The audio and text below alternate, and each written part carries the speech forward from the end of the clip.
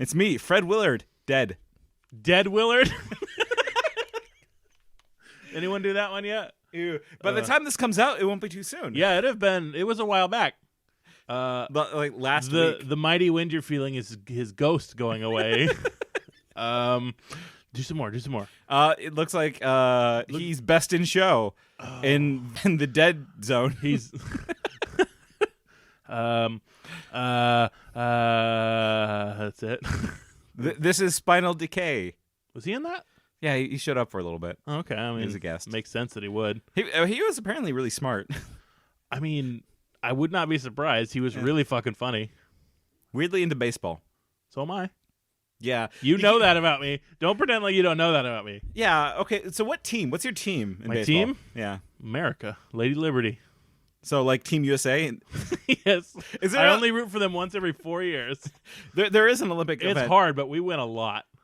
I think like it's time to turn around. I think America should lose this next one. I mean, we probably will. We haven't been able to play the world.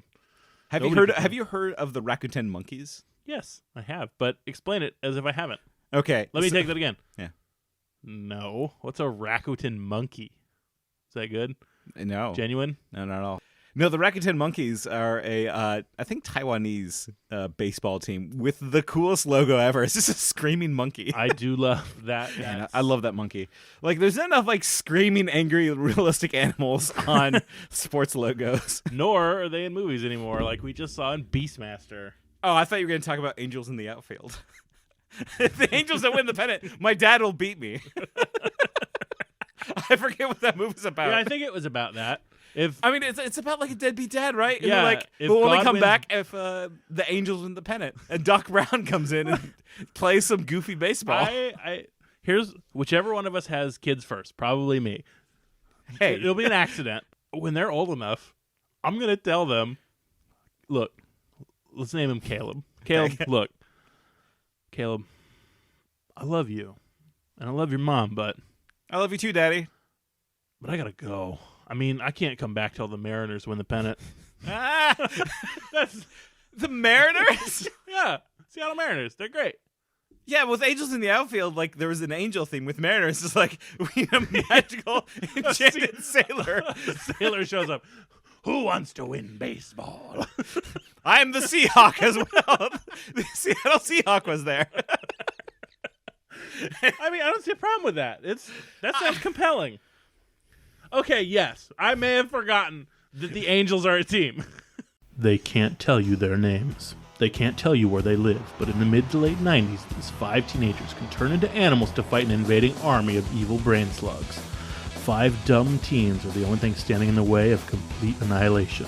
This is Anamorphing Time with Nate and Tyler. Get your hand off my girlfriend, you yerk-brained bastard! This is for Daddy. Make it like half the bottle. Catherine Alice Applegate wouldn't want this. Doesn't want this. He gets really, really aroused every time he kills someone with his scorpion tail. Oh man, being 12 was weird. Hey, welcome to Anamorphing Time. sensitive boy talk. Anamorphing Time, the pickaxe to the dangerous caves of our brain. Woohoo! Yeah, welcome to Anamorphing. Welcome to Anamorphing Time. Yeah. Where I'll reveal all of my deep, dark memories as they happen in real time. And I'm just going to like pick at it like you have a scab and just keep on digging until I hit brain. Please hit my fucking brain soon. I wish that this would end. No, I'm going to pick it out. It'll be fine. Piece by piece, you understand? Sorry, quoting. Are you quoting Man on Fire? Yes, I'm quoting Man on Fire. But yes, Anamorphing Time. Number 12, The Reaction by Catherine Alice Applegate. Is this a Thank Michael? Yeah, this is for Michael. This is for Michael. It's the tagline is "Trust no one," which does not fit this book. Well, that's the theme of this whole series. Rachel trusted someone that this one herself. Is herself. It's a don't meet your heroes kind of a book. It is. It's or rather, don't meet your crushes. Don't trust your crushes. Yeah, there you go. Don't trust influencers. Don't trust your crushes. Right. Do not listen to famous people. They're fucking stupid. Just because someone is attractive doesn't mean they're trustworthy. Yes. That is a good lesson. So that's Animorphs, number 12. I'm Tyler. That's Nate. It's Anamorphing Time. let's get to the beers. Should we get to the beers? I want to get to this beer. I'm very thirsty. Tell me about the beer. This beer is a twist on an old classic. It's Pabst, but better. Pabst with lime. PPR, better. Pabst Blue Ribbon. That's not it. No. This is Ninkasi Brewing Company. Makes a Maiden in the Shade, which is a nice light IPA. I enjoy it. It's delicious summer beer they have. Right. This time, they add a little bit of peach. This year they added peach to it. And it's quite nice. It's quite smooth. It's smooth. It's peachy. And it's 7.3 alcohol by volume. That's fucking wild for an IPA. Yeah. A little inside baseball. We had one of these before the show. It was good. Yes. If you want to know how we plan for Anamorphin Time, there's a lot of meticulous discussions about what we'll talk about. Yeah. We have graphs. Then we watch Beastmaster, and then we drink a beer during Beastmaster, and we don't talk about anything. Beastmaster. Born with the strength of a black tiger, the courage of an eagle. He was lord and master over all beasts. He was the Beastmaster. What do you mean we don't talk about it? We talked about the beasts. We talked about the beast. Yeah, we debated on if it was a golden eagle or not. It was a golden eagle. We They painted a tiger black. Yeah, I feel like they really. That's the one thing I didn't know about Beastmaster. I knew about the ferrets. Yeah. I knew that he was naked most of the movie. Yeah. Did not know they just painted a tiger black. Yeah, they did tiger blackface in that movie for sure. Do you think that Jake would wear blackface for a movie? Yeah. So, there's Maiden in the Shade with Peach. Yeah. Peach Maiden in the Shade. I'm going to drink this one to El Jefe. El Jefe. Here's El Jefe. Here's El Jefe, if you remember last episode.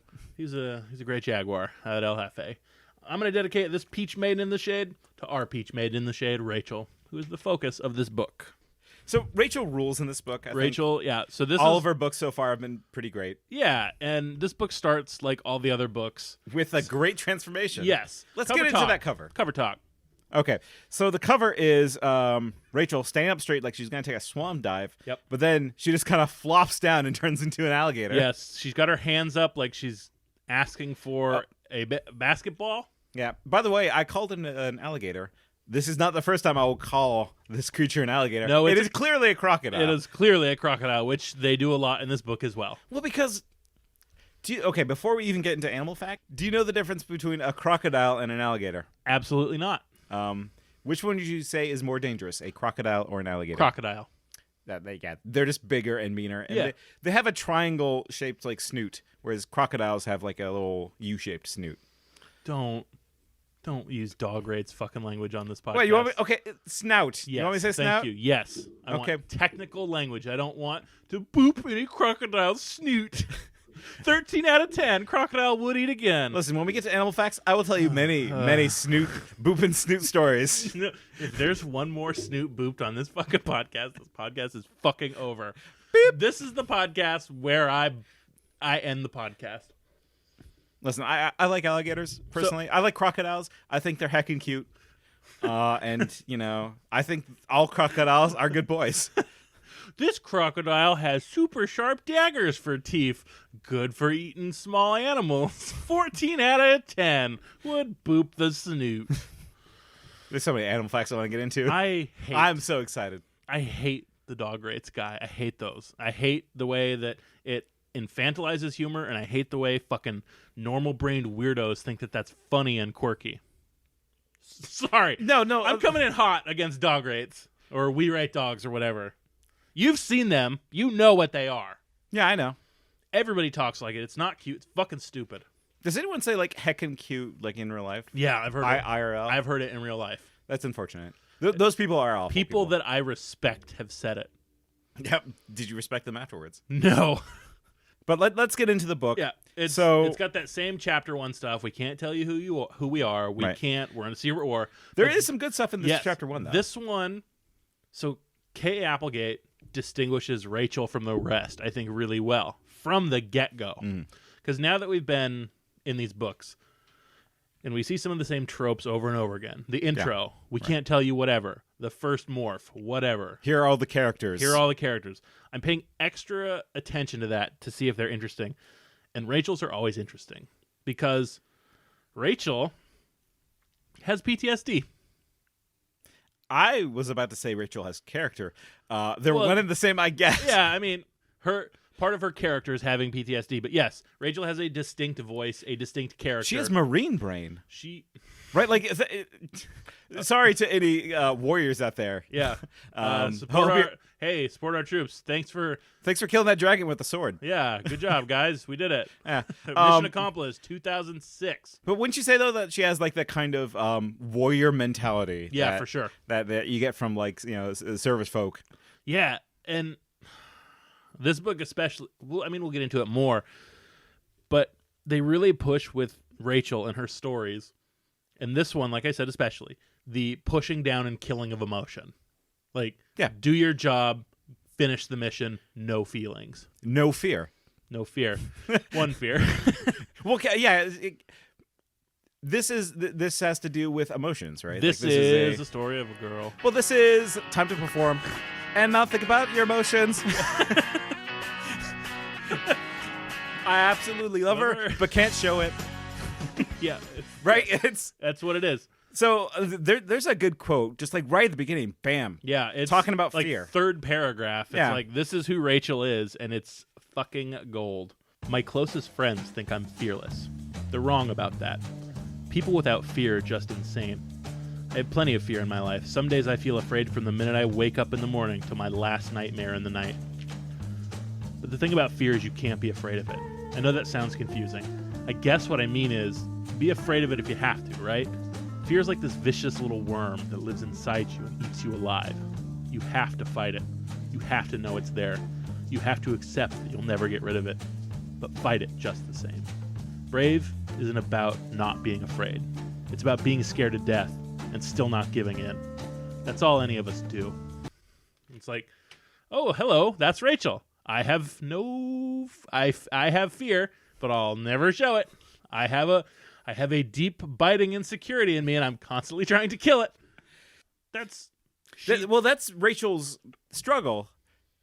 That's her Kampf. Like Rachel's Kampf is fear. Yeah, and pushing down, killing the weakness inside you. Well, okay. Like, I think what she considers her strength is fear. But the problem is that there are other emotions outside of fear that are causing problems. Yes. Right. Problems of her performing as a warrior princess. Right. Right. Which is what they call her again in every book. Well, yes, but like she's absorbing that title. Yes. Like I think she's leaning into, they call me warrior princess for a reason. Yeah. And now I'm going to go off and do heroic shit. Right. At the drop of a hat. And this book leans into her leaning into it. Yeah. Like later when they're like about to do their mission and she says, let's go for it. And then she says to the reader, that's what they expect me to say. So that's what I said. Yeah. So we started this book with Rachel going on something which I loved as a kid, which was a field trip. Oh, yeah. Her and Cassie are going to do a field trip. Field trip to the gardens, which, I mean, I feel like Cassie would be kind of done with at this point, but maybe not. I mean, she even says it's great just to leave school. She hates being idle. She wants to be out doing action, that's our warrior princess. Yeah. But Cassie is a little self-conscious, as all Cassies are. But Cassie is showing a little bit of a rebellious streak, too, at the beginning here, too, which I appreciate. Yeah, totally. So Cassie is worried because her mom has to give a presentation on the animals at the gardens, and Cassie knows her mom is not fun. Yeah. She's like, my mom's going to ruin everything. She has to spice it up a little bit, is the whole plan. So Cassie's worried that her mom will spice things up and embarrass Cassie with her lack of pop culture while trying to be desperately entertaining like us in this podcast. She thinks she has to be entertaining, Cassie said, still worried about her mother's presentation. It's dangerous when mom tries to be entertaining. See, she thinks she has to be cool and all. She'll start talking about the Fudgies or Snoop Diggity Dog or Boys 11 Men or Nice and Neat. I laughed out loud, practically spraying Mountain Dew from my nose. Okay, the Fuji, Snoop Doggy Dog, and Boys to Men I get, but what is nice is neat? Cassie looked guilty. N-I-N, 9 Inch Nails. I wanted to get the new CD, but I was broke, so I told my mom N-I-N stood for Nice is Neat. Yeah. So, okay, but that's some good childhood subterfuge. I can buy into that. I tried to do stupid shit like this one time. Yeah, what'd you do?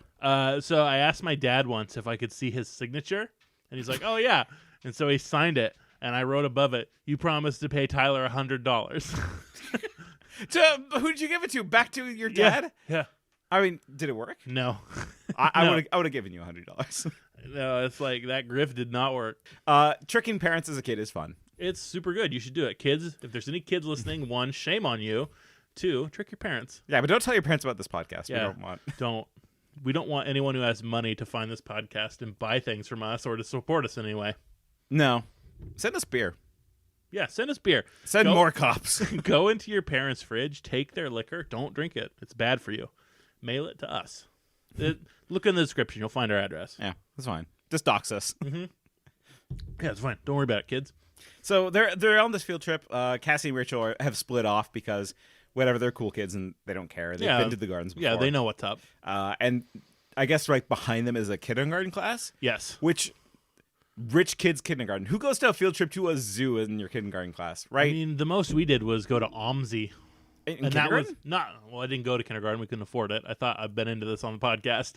Well, kindergarten is free. What are you talking about? Well, it's not free when you're living in a car or a warehouse or no house and you're kind of moving around. Different level of 4. Understood. You don't go to kindergarten when you don't have a fixed address. It's fine. But yes, I get what you're saying. Rich people get good stuff at kindergarten. There are layers, and yeah, layers to poverty. There are. It's like a lasagna where the good cheese is on top and Look, the rest is garbage. I know that I am lucky. I'm lucky that I'm not black. Let me take that again. This podcast is not black. I'm lucky that I am who I am with the name I have, with the skin I have. That made my poverty a lot easier to get out of. But yes. So, like, there's some shit kids. There's some shit kids. Like, especially shit kids, because what happens next is especially shit. I guess, like, one of the teachers wasn't watching, or like, whatever. Sympathy to that teacher who's, like, having to herd, like, 30 fucking kindergartners around a especially zoo. rich, entitled little kindergartners if they're at the fucking zoo. Yeah, so one, like, little shit just, like, goes right to the rail and wants to look at the alligator real close. Crocodile. Let's look at There's one. There's one. One.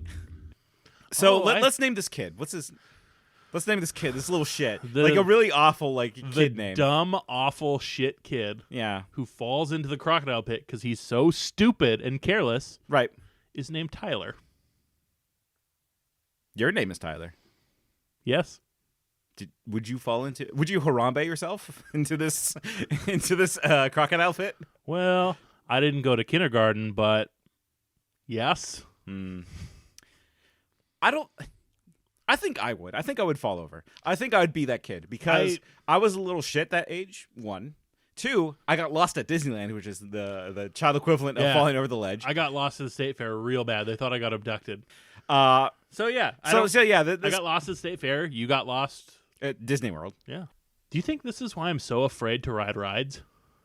No, that would be the zipper. We both have this experience. The zipper thing, that's right. Because the zipper is a fucking terrifying ride of just like, it's killed someone, right? Like, oh yeah, somebody has died at the zipper. Yeah. Like, our childhoods. Yeah, and unless you are using all your strength to pull a wheel, you're just upside down the entire ride. It's awful. It's the worst fucking ride.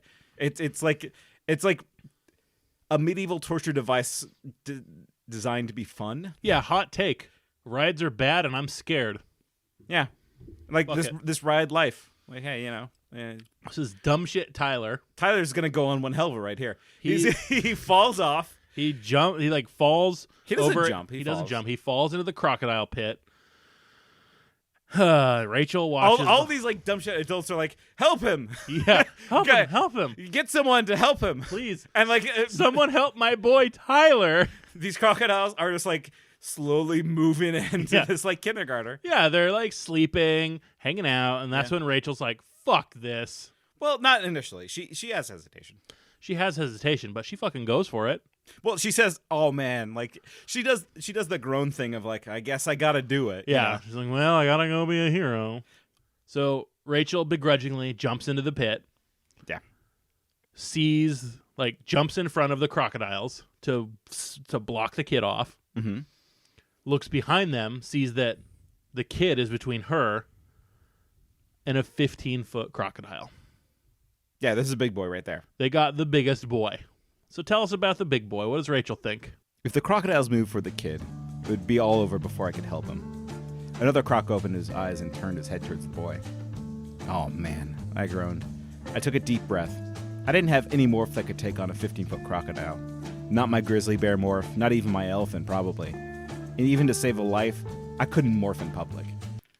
An elephant could totally take on all of those crocodiles. Yeah. Just step on them. You're an Yeah. elephant. It's Although, doing my animal facts research, I did watch a video where crocodiles went after a baby elephant. Oh no. They didn't obviously like the baby elephant was gonna win, but like there was some snout damage, some snoot damage, one might say. Stop it. Fucking stop it. that crocodile booped his snoot with his sharp, pointy, murderous teeth. He has the sharpest teeth of all the crocodiles. 14 out of 10. Ooh woo. No. But like the not morphing in public thing does make sense. Yes. And this is where Rachel's like jump in, think second. Attitude kind of bites her in the butt because she Yes. could run off, do a Superman change into like Yes. a grizzly bear, and just like jumping as a grizzly bear. I would buy that. Yeah. I mean, that kind of happens later, and it's fine. Yeah, that's fine. But she jumps in there, yeah. sees the giant crocodile, and the crocodile is coming for her. Yeah, so she does the one thing that she can do, which is a good move. They used it in the last book. Yeah. Well, not the last. Yeah, the last book. Yeah. They acquire. Rachel acquires the crocodile. Right. And this one is different. Yes. This is not a normal acquiring where No. everything is calm and good. Yes. So she says, but something else was happening at the same time. For the first time ever, I felt sick to my stomach while acquiring the crocodile. Sick like I'd swallowed some spoiled milk or something. And at the same time, I felt a swarm of heat prickles all over my skin. But a queasy stomach and nerves were the least of my problems. So that's when she rolls off the crocodile into the water. Yeah, she does some like cool gymnastic moves. She does do gymnastics, like Yeah. does flips. Like just imagine a cool ninja move that a girl's doing. No, I'm actually picturing like Olympic gymnastic. Like she, puts her hands off to the side, kind of does a little bow, and then just kind of like Okay, yeah. dips in. like Jim Cotto, and they find the Yeah, like the pommel horse. Yeah. Combine the discipline, the timing, and the power of gymnastics with the explosive force of karate. And a new, all-powerful martial art is born. Gymkata. She's It's cool like, in some way. and she's like, well, I don't have a morph that can take on fucking crocodile. I'm gonna croc it up. Yeah. Well, I mean, that makes some sense. I would still turn into an elephant. if it was me. I mean, your go-to move is elephant. yeah, like that's your. I'm against the wall. It's time to bust out the elephant. It's like girlfriend sits you down, says, Nate, we need to talk. I want you to know I've cheated on you. You immediately turn into an elephant. So, Nate, you do this every time. You have to face your feelings. Nate, did you leave the milk out again? Bro. No, Nate, not again. Oh, solving your problems as an elephant. It'll work. No, that's his book. Rachel turns into an elephant and runs away from her problems. Yeah. Well, no, she doesn't. She turns into a croc and faces her problems. Yeah, she faces down big old croco-daddy. But there's a problem when she turns into the crocodile. Go on, tell me the problem when she turns into crocodile. The crocodile wins. Yeah. Because normally, like this happens with a lot of the new morphs, right? Mm-hmm. Like when you turn into a new morph, you have to fight that brain. That Yeah. powerful brain. Powerful brain. Some are not powerful. Like, for example, a seagull, not a powerful brain. No, not a powerful brain Unless it comes at all. to, unless it's trash. Yeah. Then, yeah. Unless there's some delicious trash. Right. This one was a very powerful ancient dinosaur brain Yes. that just took over. That's Yeah. occupied her soul. Yeah, she describes it as a cold, hungry evil inside of her. The crocodile brain didn't rush at me. It didn't do anything quickly. It was slow, so slow. But it was slow in the way a super tanker may be moving slowly. But still impossible to stop. It rolled towards me. Utter simplicity. No complex thoughts, no doubts, just hunger. Only hunger. I felt it bubbling up inside my own head, like a slow-motion volcano. Resist! But the crocodile mind had evolved millions of years before the first monkey had swung in the trees. The crocodile mind had survived, unchanged, while dinosaurs went down in extinction and the first birds flew. It was old. Old and simple and clear, and it rolled across me, sweeping aside my fragile human thoughts. The crocodile knew two things. There was prey, the little boy, and there was the enemy, the other big crocodile. So That's it. she lost. She lost that battle, and now Super fast. she's debating: do I eat this child Yes. or do I go after the other crocodile? Do I have the delicious child, or do I fight? So this plan is 100% backfired because she's really debating: do I eat a kid? Yes, this is the Hillary Clinton of plans. The old, strong, slow, unstoppable brain telling her, eat the child. Eat the child. Eat the child. If I'm honestly assessing myself, I would eat that kid. Yeah. Like, think about like the power of what she just experienced. Rachel probably has a stronger will than me. I'm willing to admit that. Mm-hmm. Yeah, for sure. Me too. Yeah, we would be we'd be eating that child whole. We're both Marcos who want to be Tobiases. It's fine. Let's just be honest. I think I might be more of a Jake than a Marco. You're not my leader. I'm a natural leader. You do have a strong, handsome chin. I edit this podcast. I have all control. Ah! But anywho, She can't beat that evil brain. yeah, so she goes rushing towards the child, but the other crocodile bites her. Yes, bites their Bites her. tail. Because like crocodiles are competitive. Yes. Animal facts later, Ooh. but they are I competitive. love you hinting at animal facts. because like crocodile facts are one of the best animal facts. I'm stoked. So the crocodile pulls her into the water. Yeah, which is fine. She's a crocodile, Like an ex-fiance pulled my dreams down into despair. and then did the death roll and Yes, make sure that was that's- drowning. never mind. Took up bits and pieces. Crocodile pulls her to the water, and they do their death roll, which I'm sure you'll tell me about during Crocodile Facts, Yeah. because I've seen that. Like it's fucking scary what that is. Yeah. So, but here's what happens. So she manages to get away from the strong bite of the crocodile, right? She She uses her human brain right. to bite the leg or whatever, Deus Ex Machina, out of the crocodile's mouth. Well, yeah, she uses her strong gymnastic brain Yes. to wrestle out of the She does the use mouth. the gymnast brain. To wrestle out of the mouth of the crocodile. So she comes rushing towards the child and says, "I'm a magic crocodile." Yeah. Hey, Child. kid, you want to ride a magic crocodile? Child who probably fell at least 15 feet Yeah. onto a hard rock into the crocodile den. And then say, "Hey, kid, I'm a magic crocodile. Get on my back and I'll carry you to safety." There's a whole parable about this thing. The kid hasn't read it. He's fucking dumb. His name's Tyler. I know for a fact he's stupid. Yeah. Trust in Tyler's. That's your problem. Trust in the simplicity of a Tyler. So that's Every time. that simple Tyler just jumps on. Simple Tyler hops right onto Rachel Saurus, and Rachel Saurus takes him up a rock. It takes him to safety. Yeah. Takes him up to safety. Right, and she kind of like I guess goes into like an alcove and turns Yeah, back. she runs and hides again and morphs. It's like that was the stupidest part. Like thinking that, I don't need it. I don't need the escape. Like yeah, whatever, that doesn't yeah, matter. you're right. It really doesn't. And like they even hit on the best part, which is afterwards she doesn't get recognition for what she did. That's Because true. she just slunk away. She's like, "Oh, I guess like another girl fell in." And Yeah, she- because the crowd was like, "Oh, that girl fell in," and then when she demorphs, like all the zookeepers show up and like, "Oh, look, the kid's safe. Oh, and so's that dumb girl." it's a miracle you survived.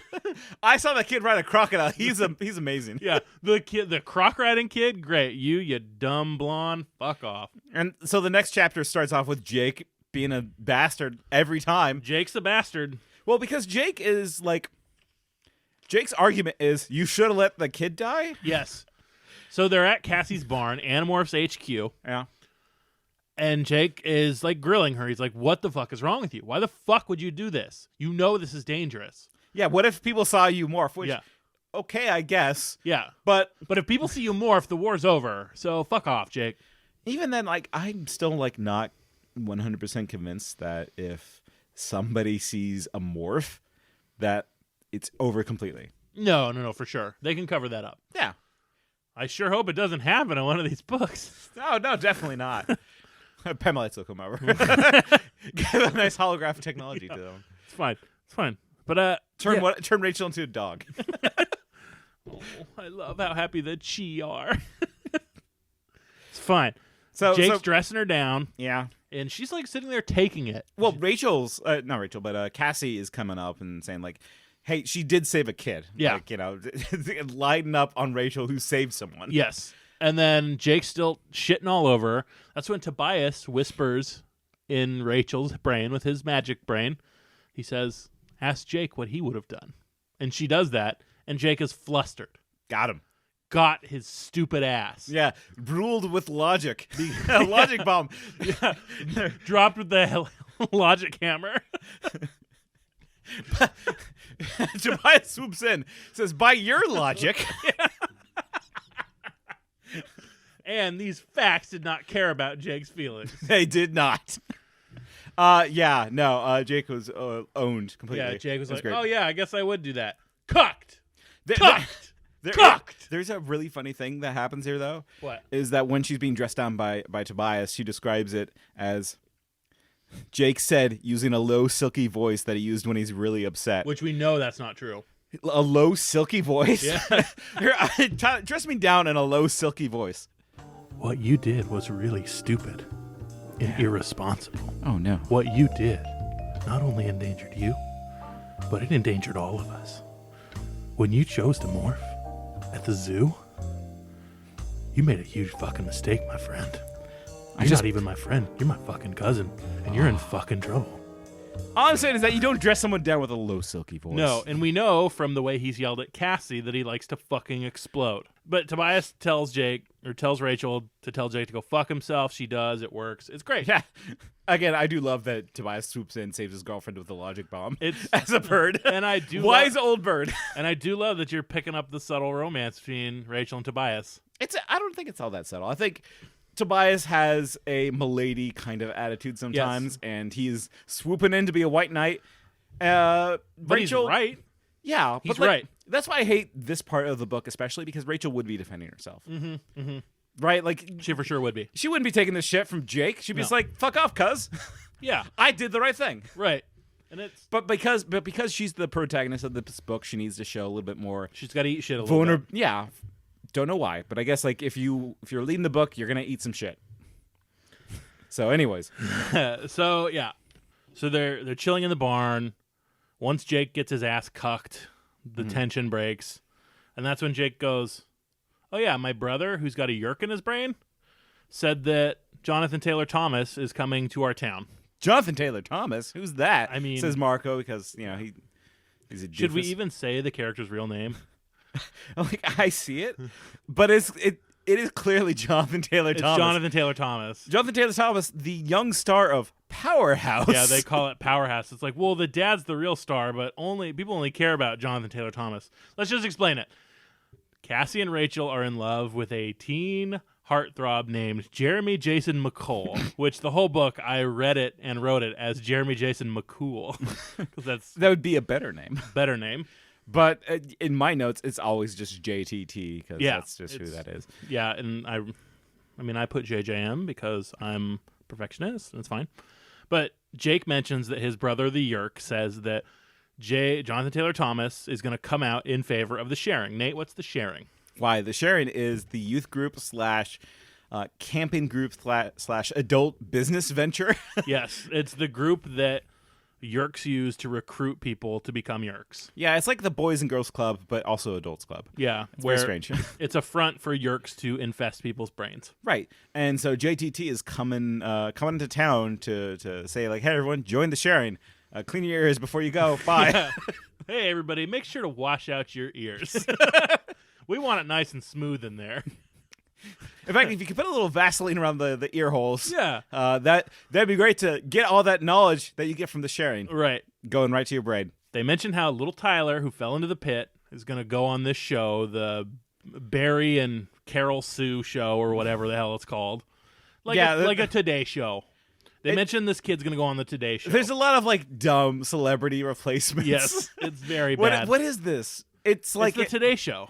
No, it's not the Today Show. Like, it's the it's like LA Live kind of morning show thing. Regis and Kathy Lee.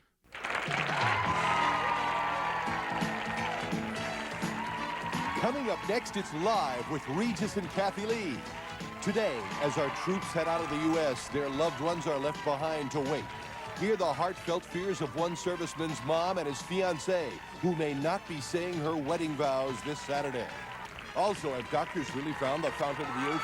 Will the new drug Prozac wipe our blues away? And now, here's Regis Philbin and Kathy Lee Gifford. It's Regis. It's Regis. Oh, you're right. Because it's Barry and Carol Sue. Yeah, it's one of those things that like is hidden in my deep lizard brain. Oh, that of just hurts like to remember that. Yeah, because like I haven't thought about it until just now, reading this book. Man, I am so jealous that your deep dark memories are like Regis and Kathy Lee, and mine are like, I think I got molested at the fair. Oh no, mine's just a void. It's just a dark void in there. Damn, that sucks, dude. It's like a wormhole. Yeah, this shit suck. Jonathan Taylor Thomas is coming, and he's coming out in favor of the sharing, and that sets Rachel and Cassie off to totally horn out. They're like, oh my god, he's so cute, he's so strong.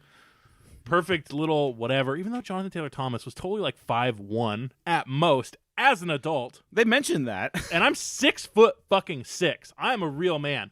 He's still a boy. You should be a teenage heartthrob. What's going on? I should be a teenage heartthrob.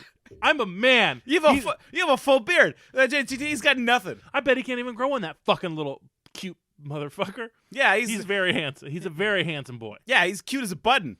But like, you know what I want to do with that button? What? I want to like crush it with a rock. It's so makes me feel insecure, that button. Let's just share some real shit right now. Okay. When I would watch Home Improvement, Jonathan Taylor Thomas, he was so pansexually attractive that it confused me. Really? Yes. I would look at that little boy and I'd think, ooh, he makes my tummy feel weird. Because he like had perfect feminine but masculine features. Yeah, well, which is the sign of a heartthrob. Like, you know, like he's a bad boy, but not threatening. Yeah, Zachary Ty Bryant from that show. Yeah, not a heartthrob. Like he's a rebel, but like he doesn't have like grisly features of an actual rebel. Yeah, it's like, oh, that hard boy is so soft. See, when I watched Home Improvement, what I thought was, more power. More power. Wonder what that guy's face looks like. Like. Did I ever tell you about the first time I saw that guy's face? No. Do you remember seeing his face? Have you seen his face? I saw his face like online. Whatever. I stopped watching that show. It went on forever. Well, yeah. I remember the moment I put together who it was, and it fucking shattered my world. Okay. He played a judge on a Law & Order episode I watched, and I went, Wilson! And I knew. You pointed at him like like he was a pod person? Yes. Wilson! And... Al was the real like heart of that show. He was the real rock in that thing. I don't think so, Nate.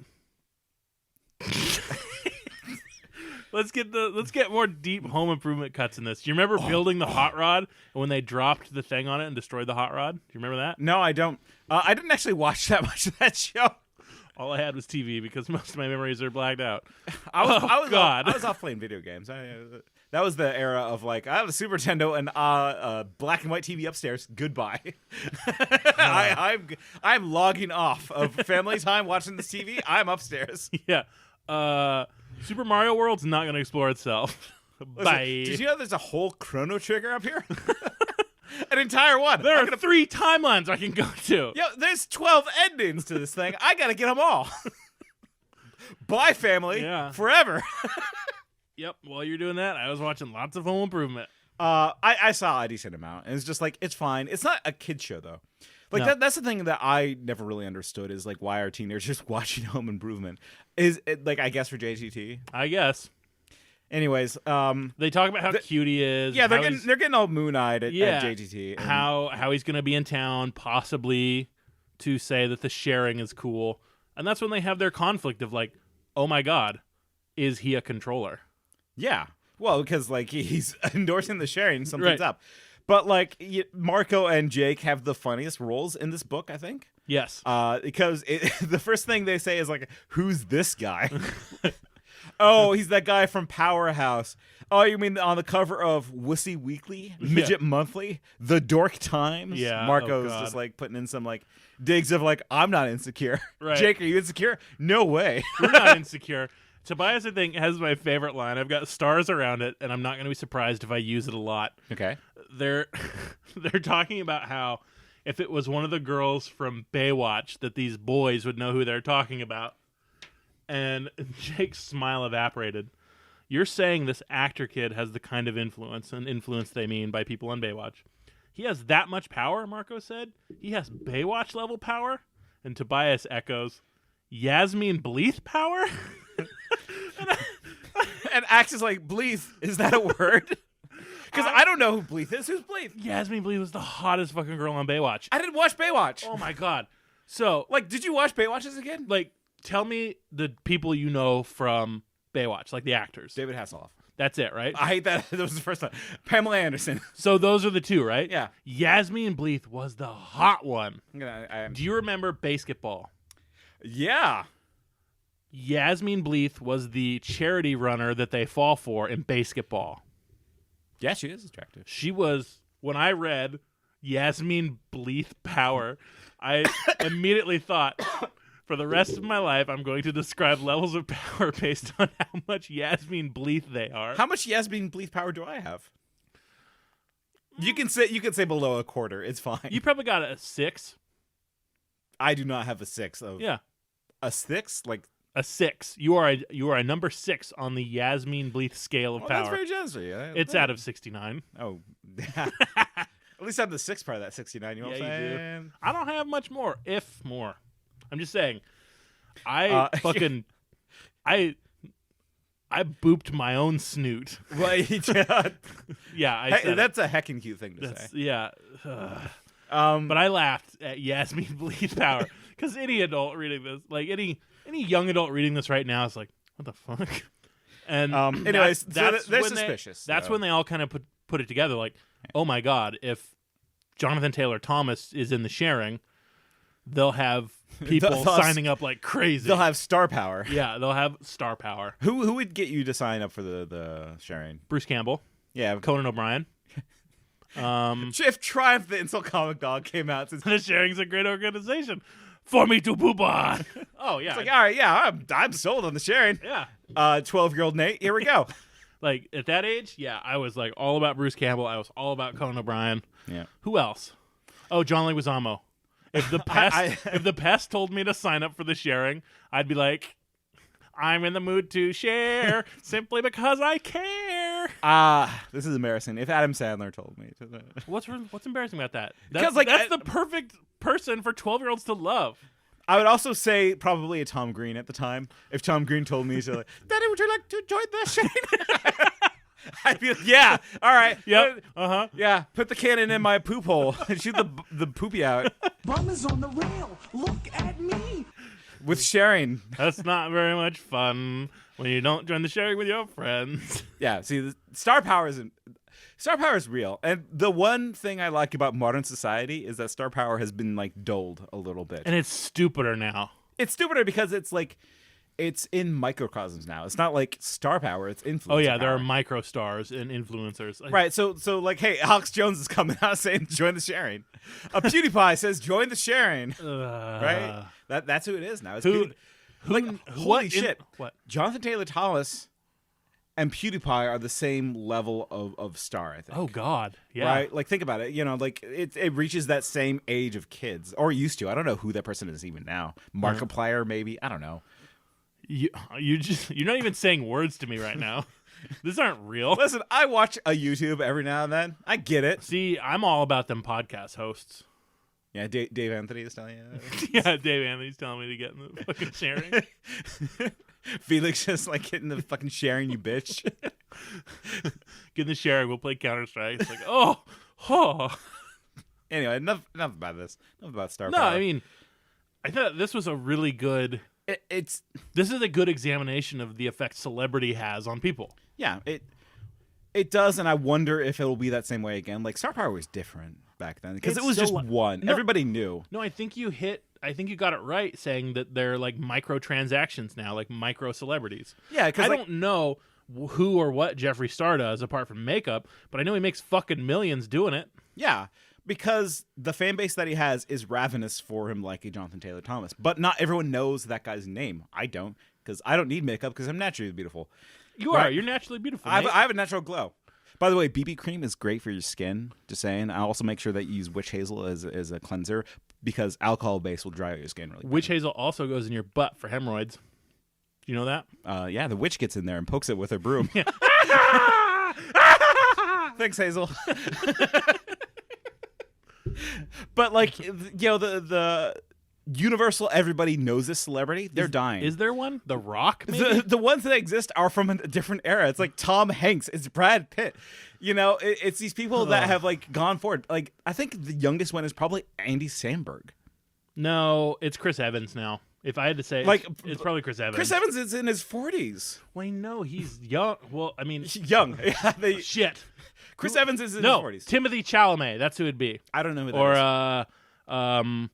Oh God, one of those One Direction fuckers.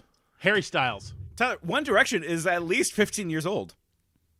Oh, they're older than that now. They're all adults. No, I mean like from 15 years ago. Like One Direction was popular probably 2005. Fuck, then yeah, we don't know. Right? Like that's the thing. No, not 2005. They were like babies then. Even like the shit that we think is popular, like, oh, Grimes. Like I know that's like old person shit, right? The shit that like kids are into aren't things that we will ever be even aware of. It's deep web shit. Did you see Grimes' baby name? What? Stupid. Can you believe that? What? Was she like Northwest? Are you kidding me? Was Grimes like George Ina Foreman? So, what? So did Elon Musk come home from Joe Rogan's house like still smoking the reefer, and like when Grimes gave birth, she was like got that reefer? Oh man, she must have been high naming that kid. God, what kind of herb are they on that? Somebody's riding the Pineapple Express. So, but like, okay, they realize celebrity is important to the sharing, and they're like, "Oh, fuck. It is important to the sharing." She has a nice test of that when she gets home. They're watching Powerhouse.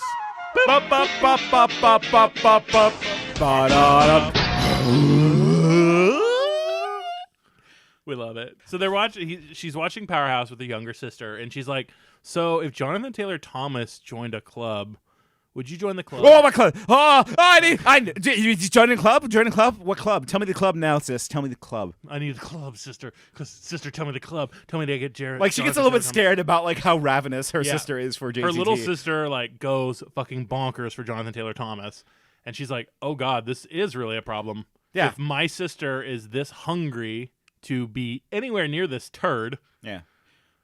And oh boy, kids are impressionable. Yeah, they really are. They will do dumb shit that celebrity adults will say. Oh yeah, I remember sitting in the hot sun with no shoes, burning my feet, watching Ronald McDonald as a kid. Hell, Jackass caused so many broken bones. We're stupid. I mean, Jackass. I'm a Jackass defender. I think Jackass is okay. There's merit. But like, yeah, there's so many like broken bones from that shit. Because like kids are impressionable. They're young clay that get melded by like idiots. Yes, and I think. I think Jackass was one of the first truly body positive and queer positive shows made exclusively for the working class. Yeah, it was about, and that's all I'll say on that. It was about friends. No, I will not explain that. It's fine. I will not have replies in these comments. Yeah, thank you. I will not be reading the replies. But she's like, oh, fuck. So she goes upstairs. She's got to do some homework. Yeah, she turns on her computer, logs onto the internet. I'm like, there's internet in this book? Yeah. So in your book, was it like, I got several busy signals trying to get onto the website? Yes. That hurts me a little bit. That makes me feel 35 years old. Yes. It's like, oh, kids, you'll never know that problem. Yeah. I remember when I first got a 56K instead of a 25. 28.8? Yeah, 28. That was, I doubled my speed. I could download a movie in a day. Yes, instead of 2 days. That's how math works. That sound was the sound of freedom. I love the internet. She logs onto her internet. It's, mid-90s slow. Yeah. As we remember, some of our listeners weren't even born. I hope we get a young audience. Now it's all we can be the young icons. Nope, no. No, Tyler, no. Yeah, no thanks. But she logs in and she sees like, oh, JTT is going to be showing up in 2 days. Yep. She's like, oh, dang. Okay. I need to call Cassie right now and let her know. So she picks up her portable phone, not a cell phone. Not portable phones are radio phones, so you didn't have to be stuck to a wall. Yep. This is an old book. So Rachel calls Cassie and says, hey, did you know that JTT is coming to town in 2 days? And she's like, oh, no way. We got to speed this up. Yeah. We gotta figure out something to do here. And they hang up, they talk, and then Rachel's like, oh, man, he is just so fucking cute. Yeah, she's like really feeling it. I felt like I couldn't breathe. I was majorly excited. I know, it wasn't really cool to get all mental about a TV actor, but Jeremy Jason McCole was like my first crush going back to when I was 10. I took a deep, steadying breath, but I couldn't quite do it. My breathing was short, rough, like I was being squeezed. A swarming feeling of heat needles spread across my skin. This wasn't about Jeremy Jason. There was definitely something wrong with me. I couldn't breathe. I sucked in air and pushed myself back from the computer, and that's when I noticed my hand. My right hand was green, a dark, mottled reptile green. So she gets horned up. Yeah, and her emotions are starting to take control. Yes. Right? And she's starting to morph without meaning to, which has and then never happened before. Yep. End of chapter 7. Chapter 8, her left hand starts to morph. Yeah. And then she's starting to get even more scaly, and then she's like getting all mottled, and her snoot is growing long, huge, and don't snoot. Green. No more snoots. I know I said it once. We're done. It's heckin' cute. We're done. Rachel's heckin' cute as an alligator. We're crocodile. That's 2. It's a crocodaddy. Okay, good point. That's 2. I hope you'll remember, if I say crocodaddy, I hope that sticks in your brain. Crocodaddy? Crocodaddy. It's like a crocodile who's your daddy. Crocfather. How'd you do that? It's fine. So she's like totally morphing without meaning to. Yeah, she yells, yeah, and then because she's turning an alligator. Right. And she's like, no, stop morphing. I can't. She's like, I can't do this. Why am I doing this? What's happening to me? Oh God. Oh God. And then she realizes, what if I eat my sister? Yeah. Well, okay. So, morph out, I ordered myself. Morph out. But the transformation continued. I was too big for my room. My snout was pushed into one corner while my tail was stretched out from under the bed and curled into the far corner. That's how big crocodiles are. They're fucking huge. And this one... the size of a bedroom. She acquired a 15-foot fucking crocodile. Yeah, a big crocodaddy. It's quite the croco-daddy. Right. And though, she's worried that she's gonna run off and eat her sister. Right. So because she's like, last focus, time she focus. couldn't get a hold of it. Get that warrior mindset and just focus in on not morphing. Right. I know I'm really horny and I want to eat my children or my sisters, but we can't do it. Right. So she focuses, and then she notices that her skin is changing not to a shade of like whitish pink, but black and crunchy. Yeah, and she was getting a thorax and an abdomen and a head, and she was becoming an insect. Yes. So this is like a new one. So this is a new one. She's going directly from crocodile to insect, which is bad news. Very bad news. Because normally you have to transform into human. Yeah, you morph to an animal, you morph back to human, you morph to a new animal. Right. So when we have rules. Yeah, we have rules that have been established for 12 books now. Yeah. So when you start breaking those rules, there'll be consequences, right? No, there will be consequences. Yeah. Listen here, Kathy Apples, and your husband, Michael. There are consequences for what you've done. Yeah. Morphin police are going to come. They're going to arrest you. We're coming. We're the morph police. We're class traitors to the Animorphs. In book 3, you said that you couldn't morph directly to another animal. Please clarify. But she's turning. Yeah, so she turns into an insect, and she's like, she's freaking out fully now. She turns into a fly, right? Yeah, she's like, this can't be happening. This has to be a dream. And like, she's doing this weird morph where she's like half crocodile, half like insect, and so it's like this nightmare cornbird creature. Yes, and they sprinkled in some nice little PTSD. Did you catch that? No. Where she says, "This can't be happening." I cried to no one. This has to be a dream. But I had had dozens, maybe hundreds of awful morphing dreams. They'd never been like this. Little shit like that gets thrown out all over the book, where she's like, "Oh, sleep is where the terror is." Yeah, it's like, I've killed so many times. I don't know why I'm feeling this way. Right. It's like I've been shot at so many times. I don't know why I'm having this visceral reaction to something. Right. Yeah, PTSD. So she starts turning into a fly. Yeah. And she's like half fly, half crocodile, a flyodile. Yeah. Crocofly? Crocodile? I like a flyodile. Flyodile's pretty good. Yeah. It's no wearodile, but it's a good flyodile. Wearodile. What? They need to know what influences us. Because we influence them. We're influencers. Shut up. But so she's like, oh, fuck. It's continuing to happen. She goes from fly. Yeah, and she's completely helpless. She's helpless. She can't stop it. Yeah, so she goes to fly, and then she starts morphing into what's after fly. The elephant. Yeah. She goes from fly straight to elephant. So she starts turning gray, and she realizes, oh, no, what's happening? And I'm getting bigger. Yeah. I'm getting bigger. The only thing she does is, like, cry out for help, because, like, that's the only thing she can do. Like, right. you know, somebody please help me, but, like, nobody's around. You know, like, Tobias isn't at her window. No, I totally just realized. So do you remember what she said about Tobias before she started looking up Jonathan Taylor Thomas? What? I remember. I totally forgot to mention it. It's fine. We can mention it now. She mentions all of her friends, and then when she's in her room, she's like, there's the window that I leave open every night in case Tobias wants to stop by. I think I'll look at pictures of Jonathan Taylor Thomas now.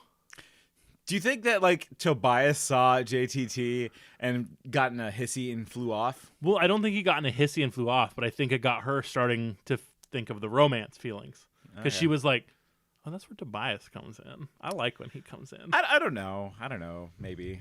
It's just food for thought. Either way, she gets horned up, turns into an elephant, smashes through the floor, down into her kitchen. Sproing. The springs in my mattress popped as the bulk crushed them. I was too big for the room. Bigger even than the crocodile. My bookshelves fell over. My desk slammed against the wall. Sparks shot from my computer, and the screen went blank. Too big for the room. I was big enough to be weighed in the tons, not pounds. I was morphing into a full-grown African elephant in my small bedroom. Oh, no. I whispered. I could feel the floor literally shrinking under my impossible weight. My head was shoved against the ceiling. With a scream of twisting wood, the floor gave way. A sickening drop, and craboom. Craboom. Craboom. I was very suddenly in the kitchen. So she wrecks her house. Yeah, she destroys her house. Her emotions just gone out of control, and she went and tore it up like Orson Welles. And yeah, it's like it was a big dining room in her pleasure palace. Yep. She goes full Orson Welles, drinks a bunch of wine. Yeah. Oh, that bird. She destroys her house. Yeah, and she's like, "Oh God, did I splat my sister and my mom?" She realizes legitimately terrifying. Yeah. Did my emotions crush my sister? Yes. Did not. She thinks about it. Yeah. No, mom's gone. Here's the sisters talking. They call police. They call for Rachel, and Rachel's like slowly morphing back. Yeah, they think Rachel's dead because all they see is debris. Yeah, right. They see a big hole where their sister used to be. Right, she's trapped actually. Like she eventually, the fire brigade, firemen. What? What do we call fire people? Emergency medical services. The EMTs. Yes. Head on out, and they pull her out of the rubble. She goes to the hospital. It's a miracle that she survived from their perspective because it's like there's rubble all around her. Yeah. And then she's trapped in the middle. Yeah, and that's because she was an elephant and she caused it. Yes. And the news shows up and they're like, this girl fell again. Yeah, how do they know? How are they, like, why is this a big news story? Because, I mean, in the 90s, this shit was the news. It must be like a slow news day for this local town because, like, every single news outlet comes by, like, local girl fucks up again. Yeah, this dumbass bitch fell again. Her dad shows up.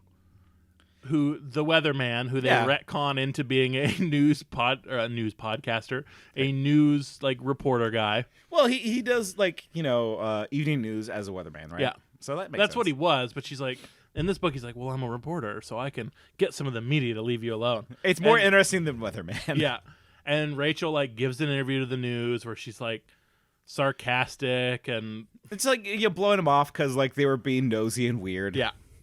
Which, hey, that's the news. They were, and she was like a shell-shocked girl whose body just did something that it should not have done. Yeah. She's racked with shame and guilt and can't tell anyone. Right. She's a destructive force of nature, and her body's turned against her. And then local Sounds news like comes every up. time I prematurely ejaculate. I'm proud of it. Hell yeah, I did it again! Woo! Yes. Thanks for that. Give me 5, lady. Yeah, all right. I owe you a Coke. Woo! Good one. My juice came out. Got it. Whoop. Good night. So the news is being pushy. She's like, they're like, fake oh, news, the get little out. girl who fell twice. Ha ha ha ha ha ha. Right. The Escape dad or- shows up and he's like, look, you don't have anywhere to go. Stay with me. I know people in the news. I'll get them off your back. Right. The But- dad lives in a different town now. Yeah, but because- once he heard she fell in the crocodile pit, he flew in. And he's like, I'll take care of this. Don't worry. We're going to get you back to school. Everything's going to be fine. You're Yeah. not hurt. This is great. Your house is wrecked though, so maybe you should hang out with me in my cool news apartment. Yes. Or news hotel. It's a hotel, yeah. And so she's like, yeah, fine, whatever. You can get room service, Yes. which room service rules. I get room it. service does rule. God, all the room service in Thailand. Just room service in general. I've always had good room service. It's having stuff brought to your room.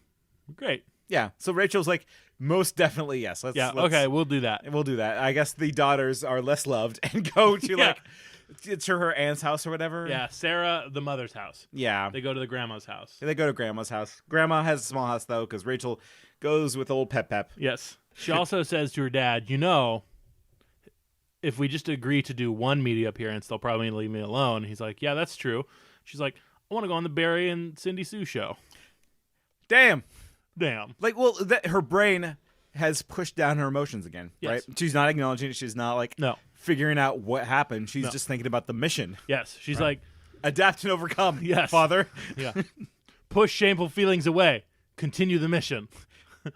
And she's like, well, there's a cute boy there. Blah, blah, blah. Yeah. Well, the dad's like, yeah, I think I can swing that. Yeah, I can swing. Let's make it happen. Yeah, for sure. I can definitely get you on Regis and Kathy Lee because I'm an important newsman. Yeah. So that's what she does. Yeah. So I mean, that's the plan. That's what Rachel says. yeah. The next day. And then the next day, Rachel orders room service. Room service. Give me milkshakes. Give me pop. Well, no. First she She's orders like, a I salad. want a salad and a double cheeseburger with fries. Y'all have milkshakes? Give me a milkshake and cancel the salad. I've done that. We've all done that. So Rachel has a cheat day. Yeah. And she She orders the room service and Cassie. calls her and says, Calls her. hey, can you open your window? Right. Which I'm like, just go up to the stairs. Yeah, that's what I'm Cassie. thinking too. Just take the elevator. Well, I think Cassie wants to show off her like cool morphing. She flies in as The owl. the owl. Because it's nighttime. Right, so she flies in and she does like the whole like beautiful transformation. Yeah. Oh, Cassie's the best morpher. Blah, blah, blah, blah. I think she's showing off in this case. Well, I mean, yeah, wouldn't you? And this is when Rachel kind of confides in Cassie a little bit because they're BFFs, and you know she lets her guard down and says like, "Hey, listen, She's like, yeah, I think I was dreaming. I think I fell asleep. Yeah. Turned into an alligator while asleep, and then that must have been the dream. And then I turned into a fly, and then an elephant. And then Cassie's like, girl, I know when you're lying. right." You're a fucking liar. You're a fucking liar. You're a fucking liar. Now- Don't fucking lie to me, Rachel. Rachel, don't you fucking lie to me. Why did she lie? Why is she lying right Because she knows what she's about to tell Cassie is going to sound crazy. And Rachel does not want to have other people think that she's not strong, she's not with it, that she might be fucked up. Right. She needs to project strength. She has the warrior mentality, Yes. and as a result, you can't address your problems because then you admit you have problems. Yes. So she's just like, yeah, I fell asleep and like it was my dreams did it to me when I had no control. Right. Because you can't control yourself when you sleep. Right. Unless like you're Freddy. Then Freddy's gonna come get you. 1, 2. He's He's coming for you. Get that crucifix. Worst part of that song, by the way. What, yeah. is he weak to crucifixes? No, he's not a fucking vampire. He's a fucking child diddler and killer. That's what I thought. Anyways. So the dream warrior Cassie, not Cassie, Rachel. Welcome to primetime, bitch. She's gonna get welcome to primetime. It's Cassie doesn't buy it, no. She's like, Rachel, I know when you're lying. and it's an obvious lie It's too. an obvious lie. And she's like, we need to talk to the alien who knows about this stuff. Yeah, and she's like, oh yeah.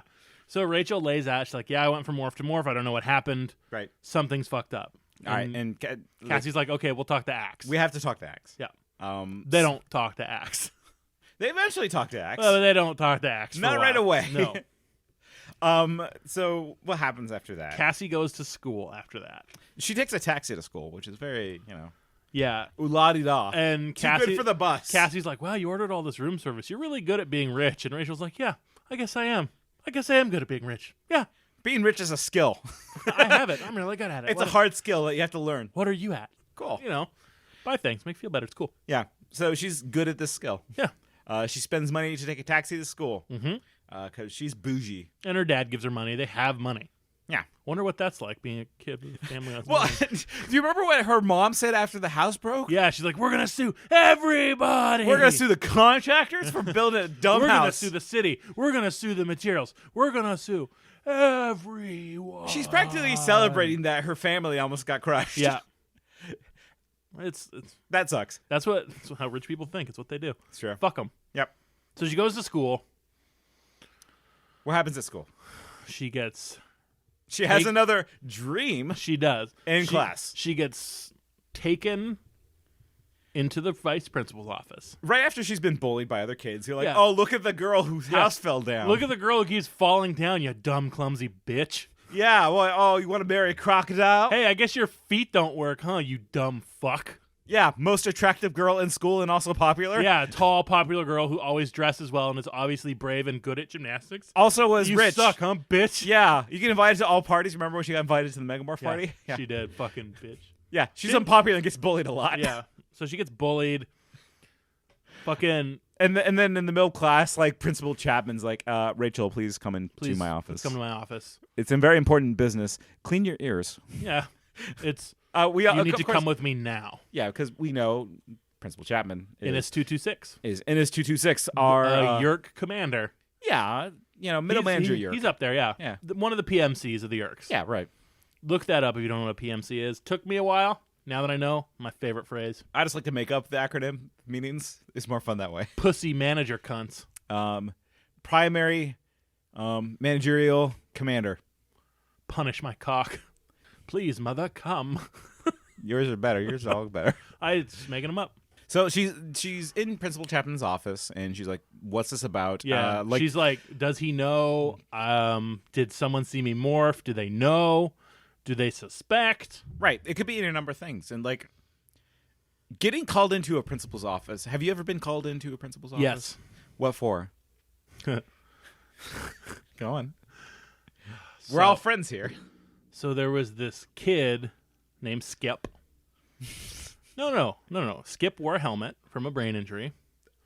Okay. And there was this kid who was mean to Skip. And my teacher had said, Tyler, please show Skip around, hang out with him on recess. I'm like, yeah, okay, cool. 'Cause, I like everybody. Sure. And Skip was cool. He's great. All right. Definitely a TBI now that I look back on it. Okay. Don't know what happened. I just know that Skip wore a helmet. And there was this kid making fun of Skip's helmet. And I said to the kid, and I know that I was just quoting, what was it, the Mario Brothers movie? It was some It was some Dennis Hopper line. Did you call him like a stupid monkey? Like, No, so trust the fungus kid. no, he. Trust the fungus. Trust the fungus. The kid made fun of me for hanging out with Skip, and I said, "Oh yeah, if you don't like this, well then I guess I'll meet you after school." Like I dropped that line. I know it's a Dennis Hopper line. I'm not sure from what. Yeah, but like, okay, cool. Like I knew I was quoting a movie. But Did you know that you were like challenging him to a duel? was not my intention. But the kid he ghosted. Like he took off. Yeah, all right. And then like an hour later, I got called into the principal's office to say An awesome high five, because that's a power move. The principal's like, so this kid said that you said you wanted to meet him after school, and I'm like, yeah. Did you say the other part of like because he was being a dick? No, because I was like totally frozen in fear. Yeah, okay. And nothing ever happened because we didn't fight. Yeah. And we weren't going to fight. I was quoting Dennis Hopper. Right. But yes, I was absolutely petrified in fear. I was like, this is the end of my life. It's going to go on my It's permanent the record. equivalent of like getting pulled over by a cop. It's just like any number of things could happen. Yeah. Just be very polite and try to make it as short as possible. Yes. Just like me and sex. Right. Make it polite, short as possible. Yes. Don't take up everybody's time here with this. No, please and thank yous. Definitely. Like you want to make sure that you You call him sir or Yes. or madam? I would like to put my mouth in your genitals, please, and thank you, madam, sir. Yes, you may. Thank you. Oh, that's very nice of you, Tyler. Thank you. Oh. Would you like a napkin? That feels very good. Thank you, sir. No. I think I better go. That was very nice, though. Thank you for the offer. Come in my mouth. Fine. But yes, it's petrifying. Like being pulled over by a cop. So Rachel's being interviewed by the cop, NS226, a.k.a. Chapman. Who she knows is 1, the vice principal, and 2, Yeerk head bitch in charge. Yeah. Slightly incompetent now that I think about it. Mm-hmm. He's been NS226 has been screwed up a lot lately. Yeah, he's not the best, but he's trouble, you know?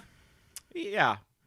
Definitely. Like a cop. Yeah, like all of them. Like all cops. He's not the best, but, always getting in trouble. Right. And she's like, oh, God, what the fuck? Why the fuck? And he's like, I've noticed your grades have been slipping, Rachel. You went from an A to a B+. Yeah. And it's like, like, what? Okay. Well, I mean, no wonder rich kids succeed. If they even fall below completely excellent, they get threatened. Yeah, well, it's just grade inflation for rich kids. Like, it's not, of course. Fuck them. Like, rich kids have parents that, call schools and say, give my kid an A. And yes, of course, don't cause us trouble, rich parent. Yep. Like, that's how it works. I hate our society. So, but like, NS226 is like, your grades have been slipping like half a letter grade. Mm-hmm. What's up with that? And we're just like, oh, well, I've just been very busy and distracted. I'm fine. And he's like, I see that your parents have recently divorced. Are you worried that it's your fault? Yeah. That's like, all right, cool. Thanks, NS226. You're really good at that. Yeah. And she's like, oh, fuck. He totally thinks it's just my parents. Yeah. But she's still flipping out. And her like legs are getting a little bit itchy, but she's like, oh, man. Yep. She looks down like, oh, my legs have brown hair. And she hears a snap. And NS226 is like, what was that? And she goes, nothing. I didn't hear anything. I heard a snap. He totally is like, yeah, you're right. I must be wrong. I did not hear that. Like he gaslight himself? Yeah. He gaslights himself. He's like, you're right. I didn't hear that. Like she gave him a Jedi mind trick, It's just like, you heard nothing. There was no snap. Good point. I am an idiot. And she's like getting anxious and scared. Her shoelaces keep snapping. Right. And her shoes rip off. And she's got bare feet. Like the B-E-A-R, not B-A-R-E. Like Roar Bear. Yes. Yeah. Roar Bear. I could have said Grizzly Bear, but I like Roar Bear. Yeah. So like Rachel's looking to get out. Yeah. Chapman like eventually wraps He's up the like, conversation. why don't you come to the sharing? You'll meet a lot of people there. We do a lot of fun. We do a lot of good work at the sharing. It's good for kids who don't have dads to come to the sharing. Mm-hmm. Yeah, like if you're missing a Farley figure, like maybe I could like. He's like, if you're a dumb piece of shit kid with no family and you fucked everything up, why don't you come join the sharing? If you're like a failed child who has no dad and a mom that doesn't love you, like you should go to the sharing. Yeah, if you fucked everything up and the only people you have ever loved so far hate you, then come on by. You suck. If your house keeps on falling on you keep on jumping off into crocodile pits, is a clear sign for I need attention. Yeah. You should come to the sharing. Yeah, and she's like, oh, he just thinks I'm suicidal and awful. Woo! She tries to play it off, but she's got bare feet. Like, she has animal feet. Well, and she's just like, I just need to get out of here. Yeah, so she's like, okay, I'll think about that. Bye. She says, I gotta go. I gotta get to class. Bye. And Chapman's like, your feet. What's going on with your feet? There. And she goes, yeah, these are the new boots. They're pretty stylish, huh? Well, kids these days. Yeah, kids will wear anything, huh? Wear anything. Oh, furry shoe feet. Shoe feet. What? They look like bare feet. Let me know if you see any Andalite bandits. Bye. Hey, you're all right, Rachel. Yeah. You're all right. Hey, you don't know any Andalite bandits, do you? Hey, no, that comes later. You remember that part of the book? Yeah, I do. Ugh. So in the hallway, Cassie tells Rachel that Marco saw on Entertainment Tonight that Jonathan Taylor Thomas is going to be staying on a yacht. Marco would watch Entertainment Tonight. Only the dumbest people watch Entertainment Tonight. Like, I love celebrity gossip. Oh, tell me about Brad Jelena. It's no, it's and dumb. So they're like, he's going to be on this yacht. We got to go see him after school. We got to at least find out if he's one of them or not. We got to confirm before we make any more plans. We got to confirm. So after that, we're going to, after school, the group decided we're gonna go out to the ocean and find him. Yeah, check out this yacht. She's like, okay. So after school, they head to the beach, and she's like, oh, I meant to ask Axe, but we got the mission, so it's cool. Yeah, we'll do it later. It's fine. It's fine. Yeah. It's fine. Here's the thing, Pushes her emotions away again. Rachel did not tell Cassie about the bare feet incident. No, she does not mention. She only knows it happened that one time. Yes. Right. So, even though they're hesitant, she's like, "It's fine now. It hasn't happened to me since." Yeah, and so even Tobias is like, "Hey, you're acting weird," and he's like, "I'm fine. I'm fine." Or Rachel's like, "I'm fine. It's fine. Don't worry about it. And if you can lie to our sweet boy, you know you're in trouble. Yeah, no, you can trust Tobias. She loves him. She knows that he loves her. Even Axe, the honor-bound alien, trusted Tobias with the secrets. So, I mean, come on. Yes, because Tobias is he's a baller. So, we're turning into our favorite bird for this mission. We are turning into the king of scavengers, the lord of the trash. Well, hold on. We need to read the whole thing. It is beautiful. I'd become the bird that is never endangered. The bird that lives on all 7 of the sea's continents.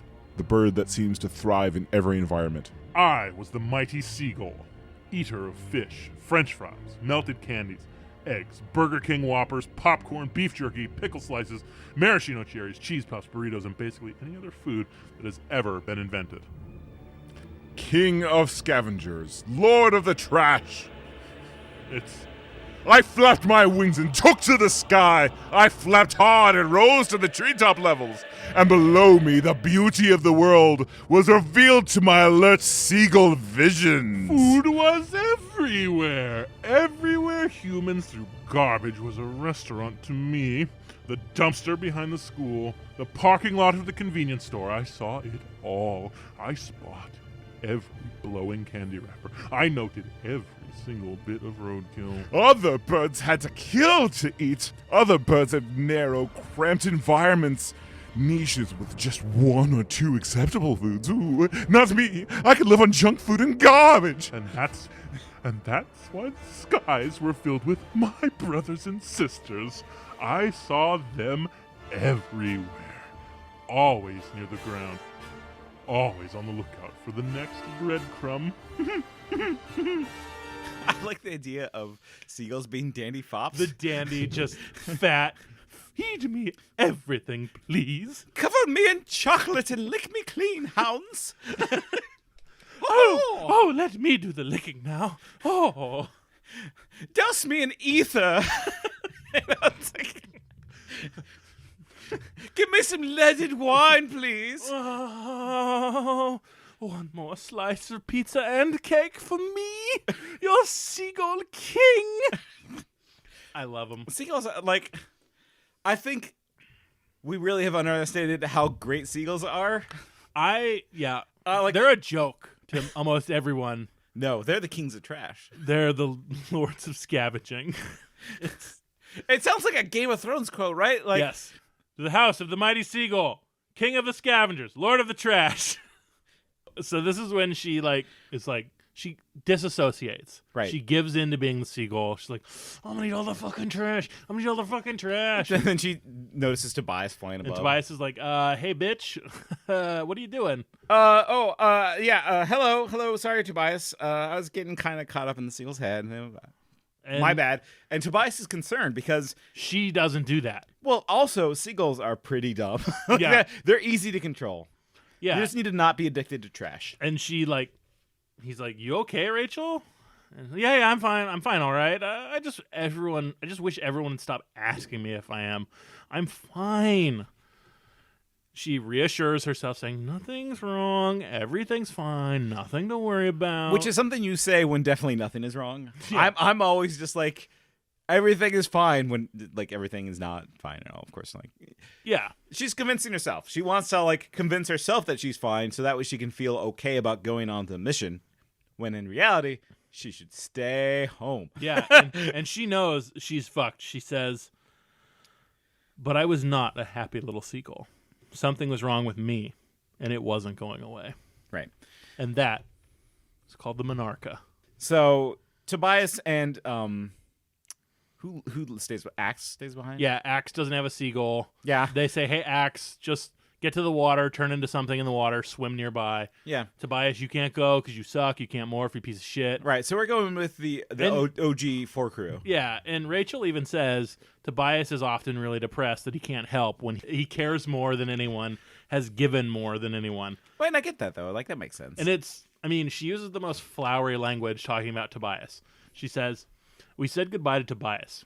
I know he hates not being able to go with us on every mission. He feels like he's not doing enough, I guess, which is stupid because really no one has done more for the cause than Tobias. And none of us has paid a higher price in this war with the yeerks than Tobias has." Do you think that she's the only one who uses that language to describe Tobias? The rest of them are like, he used to be kind of weird. Now we pity him because he's a bird forever. I think he's their friend now at this point. Like, him and Marco have some good back and forth. Yeah, they do banter, but even in the last book, Jake's like, yeah, he was a schlubby kid who's... Well, that's just Jake. I think Marco has gotten a new appreciation for Tobias. It's like, hey, how was that mouse earlier? Oh, pretty good. Let me shit in your mouth.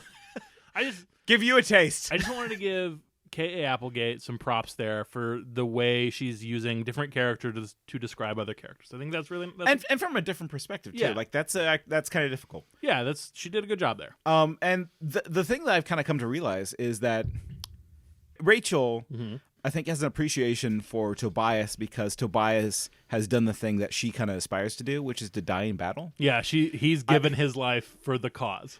She admires the sacrifice, the heroic sacrifice. I think she kind of like is lustful for death in a way that people who worship heroes do the same. Like she wants to give her life for the greater good. And when she saw Tobias, like when she sees Tobias is the living embodiment of a fallen soldier. And Purple Heart walking around. Yeah, kind of. And mobile infantry made me the man I am. Yeah, right? No, totally. But like that's her thing though. Like I think that's the thing that like she finds most admirable about Tobias was that like he made the ultimate sacrifice and is a hero. He's given more, he's done more, he cares more. Kind of sucks for Tobias, I think. Yeah. Like that wasn't his intention and like it cheapens a little bit of who he was as a person. Yeah. And I think it cheapens Rachel a little bit as well. Yeah. Like she's not understanding why Tobias is wanting to help. It's not like Tobias is wanting to make more sacrifices. No, it's that he is the person who wants to help win the war and help out his friends. Yeah, that's my read on it. He had nothing in his life before. Now he has something that he can do to feel important. Yeah, which that sucks, man. Yeah, it does. Yeah, it sucks. But like Tobias at least helps a little bit. He finds the boat. He says, "I think it's the day breeze." And they're like, "No, you can't see that far." He's like, you got me." Yeah, I can see a big D though. It's fine. Yeah, you're right. You're right. Like I see a big D and a Rees at the end of it, so I was pretty sure it's the D. Yeah, come on. I put 2 and 2 together. I'm a pretty smart bird. Anyways, I gotta go. There are no thermals, and I'm gonna die. Yeah, he's like, I gotta go eat or I'll die. Catch y'all later. And Axe is just like, I will also go. Yeah, he's like, yes, Prince Jake. Don't call me Prince Jake. Yes, Prince Jake. It's fine. It's the running bit. Yeah. So they fly out as seagulls to the yacht. Right. And they come across that smooth, beautiful boy, JTT. Yeah, they see Jonathan Taylor Thomas. Like they're all like getting all googly eyed. Like, here, we got to read this. This is important. Is that Jonathan Taylor Thomas? Cassie asked excitedly. Has to be, I said. Does he have brownish blonde hair and really big blue eyes? And full lips, I added. Like Brad Pitt lips? Gag, barf. Marco says, of course. The hair and eyes are correct, Axe said. I can't evaluate the lips, though. How large would lips have to be in order to be Brad Pitt lips? In that Montana movie, Brad Pitt's lips filled the entire screen, Marco said. In fact, I heard that some people were crushed to death with Brad Pitt's lips. Bet they're fake, Jake muttered. You know how they inject like butt fat into lips to make them all puffy? It's so sad to hear so much jealousy. Don't you agree, Cassie? It's sad, Rachel. Terribly sad. This is the worst mission we've ever been on, Marco said. I mean, I've been scared before. Hey, I've been horrified, screaming, wanting to wet myself, terrified before. I'm used to that. But this is the first time I just wanted to throw up. Rachel, I did not think that you were even capable of normal human affection, let alone hero worship. Say it, brother, Jake agreed. I think he was kidding, but I couldn't be sure. And Cassie, Marco went on. I thought you only cared about animals. Animals like skunks and snakes and Jake. Oh, okay, let's get back to business now, Jake said quickly. I mean, Jake gets embarrassed when they talk about the Cassie shit. Yeah, because he's that shit is so dumb. It's so dumb. Because, I mean, it's how kids are. It is how... Yes, that is how kids react. It's still stupid. Because, like, what it means is, like, I'm embarrassed to say I like somebody because I'm embarrassed of the person I like. Right? Mm-hmm. Makes the other person feel like dog shit, so don't do it. Yeah, kids. Just tell people you like them. Dude, I was telling this girl from Bumble the other night that I liked her, and she's like, "Oh." Yeah. And I'm like, fuck it, I'm confident in who I am. Yeah, fuck. It's not like you're marrying somebody. It's like, hey, you seem all right. Yeah. I like you, Cassie. That's not so hard. What the fuck? No. And not only that, everyone knows it. It's not like a big secret. It's just like you don't want to look weak in front of Marco. Yeah. Marco, first sign of weakness, he'll kill you. Because he's Marco. Anyways, they're crushing hard on They're JTT. crushing real hard. Crushing hard on those big lips of Brad Pitt. The Brad Pitt lips. Brad Pitt crushed our town with our lips. Like, is that the thing he's even known for? Is like big lips? I mean, I'm gonna take. I have big lips. I'm a big lipped boy. Nobody has commented on my big lips. I'm gonna take Catherine Alice Applegate's description of Brad Pitt as something that women would be, because I think if I were to describe what was attractive about Brad Pitt, I would obviously say his chiseled, good-looking body. I think he has a decent like face, a strong jawline. Yeah, he's charismatic. Yeah. He has a good voice, right? Like a strong voice. Yeah. I love his laugh. Yeah, that's Brad Pitt. That one. Right. Yeah. I like the cute little way that he flips his hair. Yeah, like does he flip his hair? Yeah.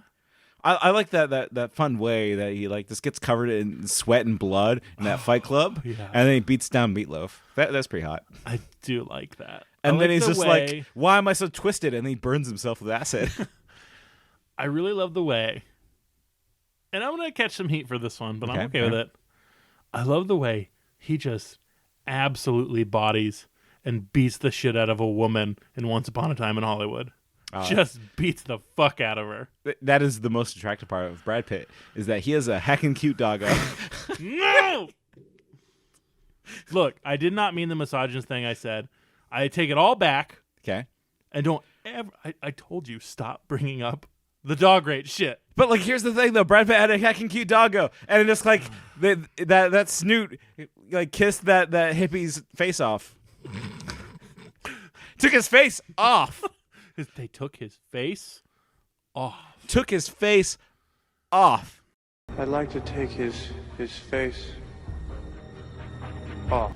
You want to take his face? Yes. His face off.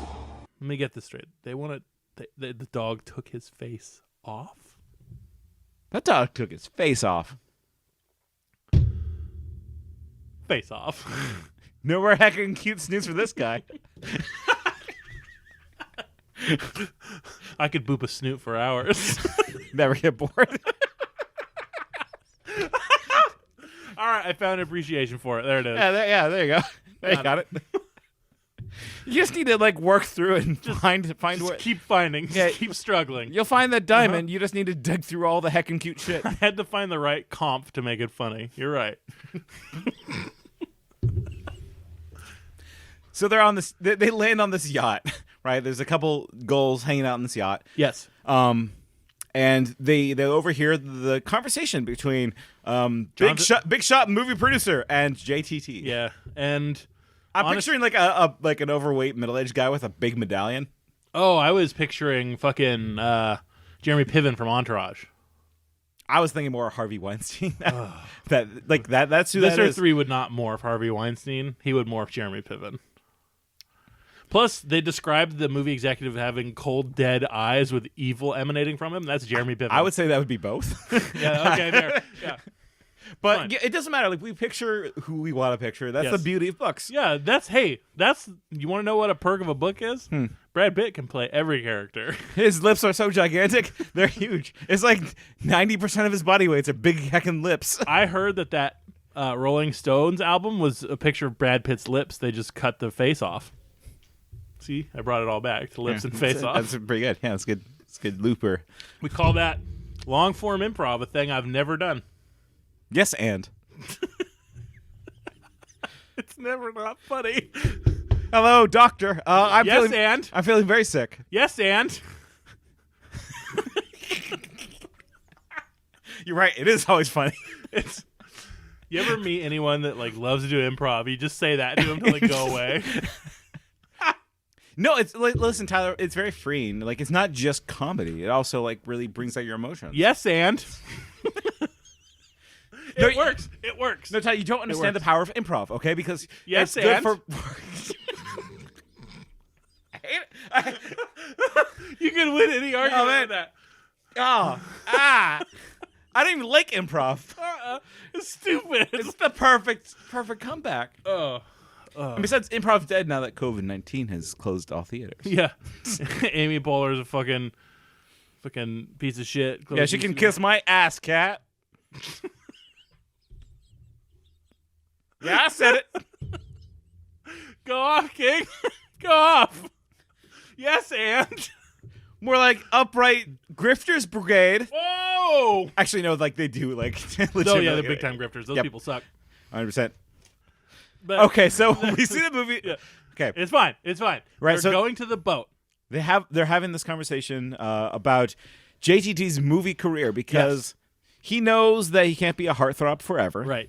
Lion King was a big success, but he has to like branch out a bit more. He has to leave Home Improvement. Yes, he has, and he did. Do you remember that? Yeah, he did. That was a big thing. He was the only one who left because he got too popular. But then it turns out, teenage heartthrob is not something you can coast on forever, especially when you're 5'1". Right. If you can't be cool and badass. Yeah, he had a couple like movies that flopped, and I forget the name of them. Christmas one. Yeah. I'm gonna go see my family. That one with John Candy. Was that one? I think it was. I don't remember. All I remember is John Candy because he was the actually talented one.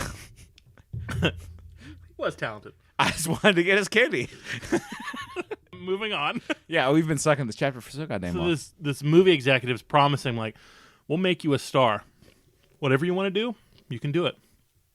Whatever role you want to play, you'll play it. You just need to have a little procedure. What kind of procedure? You need to say you like the sharing, and then we got to do this little procedure, and then the world is yours. And he's like, fuck yeah. I want to be a movie star. Hell yeah. Procedure. Let's Hell go. Yeah. Can you tell me about the procedure? He's like, I hate having to care about these dumb children who are in love with me. Yeah. And these idiot girls who will love me. Turns out they're garbage, and they should treat themselves like garbage. Yeah, they should eat garbage. They should be the queens of garbage. Yeah, they should be lords of scavengers, queens of garbage. And so, like Cassie and Rachel are they're they're as seagulls. Oh, this guy sucks. This guy sucks, and he hates the human race. Okay.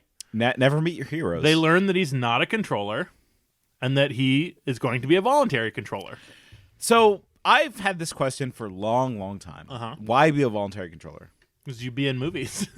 Like, is that it? Is that like, we will promise you everything, just slide a yerk in and we'll take control and you'll be done? You've never been in a group where it's like, I don't have anything else, I might as well do this? It's it's the same reason I went to like the Mormon thing during like grade school. Yeah. Like Good News, wasn't that what it was called? I don't remember. I didn't do that particular thing. It was one of the really religious ones, but I knew that I got to go be in a group and sing songs with kids that were happy, and they gave me candy. Yeah, I did a similar thing like after school. Like, it's the thing where you're like, oh, I know people there that are friendly. Mm-hmm. Maybe I can go there and be friendly, meet some kids. Yeah. But that's different though, because I think you don't get a yerk in your brain. You got God in your brain. No, that's God slides right into your brain and takes control. But like this one, like he knows that yerks are brain controlling slugs. Who? JTT? Yes. No, I don't think he does. A Visitor 3 transforms in front of him. Well, yeah, he learns. And he's like, hell yeah, get him. Well, no, he learns after that.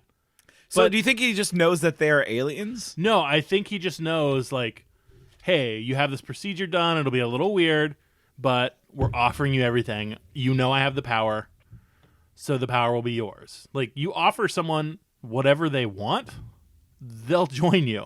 Okay. Can you think of the thing that someone could offer you and you'd be like, oh, yeah, I'm with you? What was the thing that Faust wanted? What did he want? I don't know. I think he just wanted to, like, party for 10 years. You know what I'd do it for? Right. 15 pieces of silver. Ooh, cool. You can buy a lot with that silver. It's 15, right? I don't know. 50. I think it's 50. I thought it was 15. I thought it was... What's the going rate for Jesus? Yeah. Hey, someone write us in. Let us know how much Jesus' head costs. What's the Jesus exchange rate in modern dollars? Oh, my God. I'm like 10 grand? You know what? If a yeerk came along and offered me the power to travel back in time and kill Jesus, I'd do it. For how much?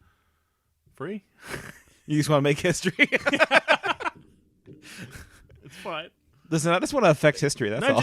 I'm just saying that if someone came up and offered you the one thing you wanted, and all you had to do was put your head in a pool, I mean, I'd do it. I wouldn't do it. I mean, like the things that I want are not some things that can be bribed. Right. Like you can't bribe me with material stuff. Probably wouldn't work. No. But then again, I say that from a position of decently paying job. Right.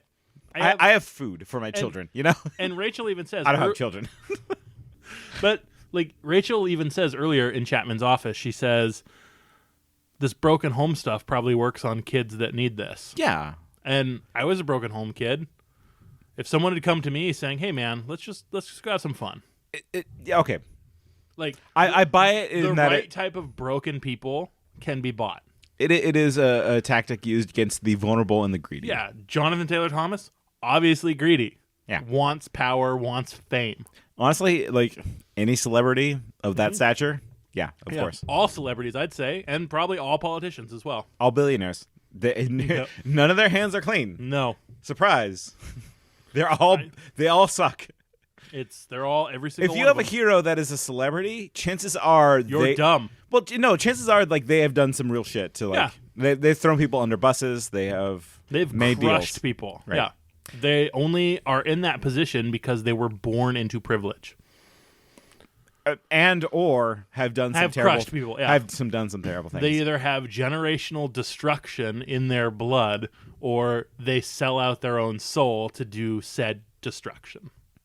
So in a way, I'm glad JTT is gonna get that slimy worm brain. Yeah, he's but like he's on board. Rachel and Cassie are crushed. Yes, and then because Rachel fucking gets pissed off. Right, because okay, Tyler, Bruce Campbell turns out he's a fucking chud. He loves MAGA. He thinks that the Second Amendment is the best one. It's the funniest one. It's got a bear in it. Second Amendment? Yeah, the right to bear arms. What? Keep and bear arms. Gotta keep the King of England out of your face. Hey, George, get the fuck out. Blah, blah. It's fine. So but like the your childhood hero, one of them. Yeah, Bruce Campbell. Yeah. Turns out he hates you specifically and the things that you enjoy. He hates EverQuest.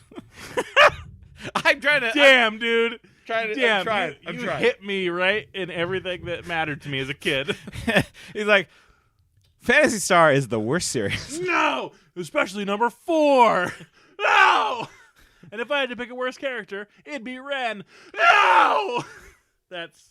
I would have, over. I would have hulked out. Anyways. Rachel hulks out. Yeah. Rachel hulks out in the worst way, though. She goes from seagull to elephant. Right. So picture that you see a seagull flying off in the distance. No biggie. You're on a yacht. Mm-hmm. Having a good time. You're a celebrity. Turns into this fleshy gray ball. Yeah. With a long snoot for you to boop. And it's like craters out of the sky. Yeah. Like a small gray ball with wings. Because like she stays afloat for a while. Yes. And it's like plop. And as she's falling, partially morphed from seagull to elephant, she looks and sees Visser 3 staring at her with dead eyes. He immediately knows what is happening. And I love that they describe Visser 3 as just purely emanating evil. They don't even need to know. They can feel the evil coming off of him. Right. He's just a force of evil embodied. It's beautiful. Yeah, so Visser 3 does my favorite morph. He does. Here, to pursue the gray elephant just in the water. The Animorphs are like, what the fuck just happened to Rachel? Rachel's turning into an elephant. Yeah. This is weird. Yes. Axe is like, huh? Well, because like they've never seen her go from seagull to like elephant doing that direct morph, right? So they're like, what's happening to Rachel? Axe, do you know? Axe like, I don't know. Hey, man, I don't. News to me. Yeah, who knows, man? I'm just a fucking centaur over here.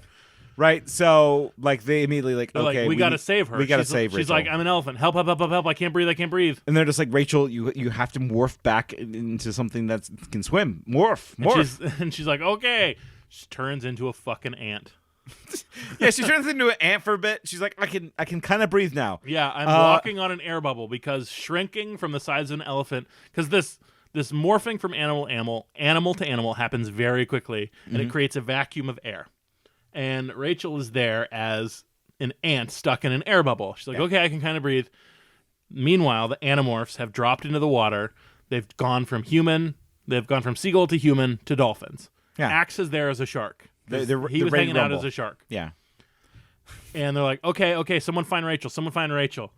Rachel's like, I'm an ant. Yeah, I'm an ant. You can't find me. Like, no one can find me. And they're like, okay, Rachel, you need to try and focus. And Marco's a seagull, and he's like, Visser 3 just turned into something big. I don't know what it is. And they're like, Marco, stay the fuck out.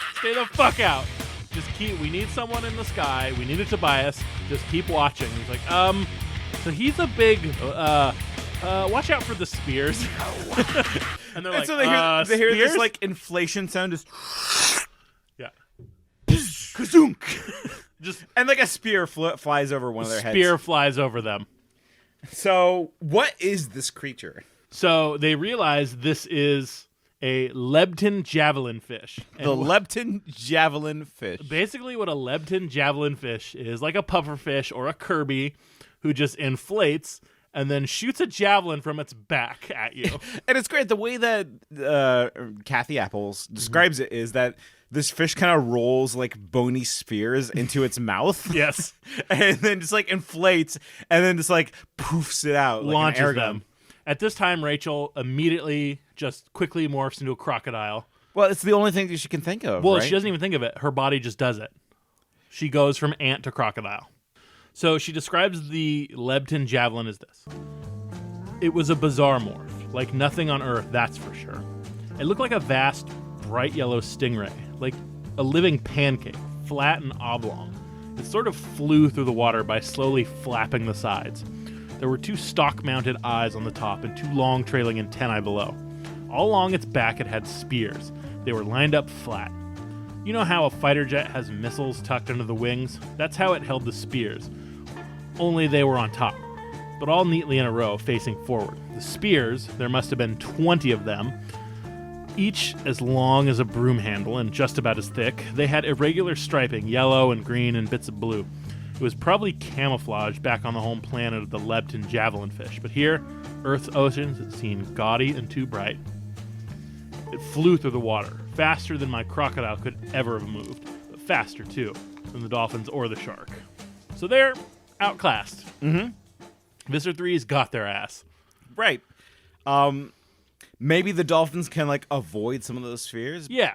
But like there's just no way. Yeah, he shoots a spear, misses Axe. He shoots another spear, gets Rachel right in the fucking ass. Well, because shoots her in the tail. Because Rachel's a slow croc. Yeah. How fast do you think crocs swim? Probably not very fast. Oh, do you want to get into this? I think it's about time to do some animal facts. Animorphin time. Animal facts. Okay, Rachel is being looked at by an evil monster while a crocodile. So let's hear some animal facts. Let's get into the crocodile. Crocodiles are interesting as shit. Here we go.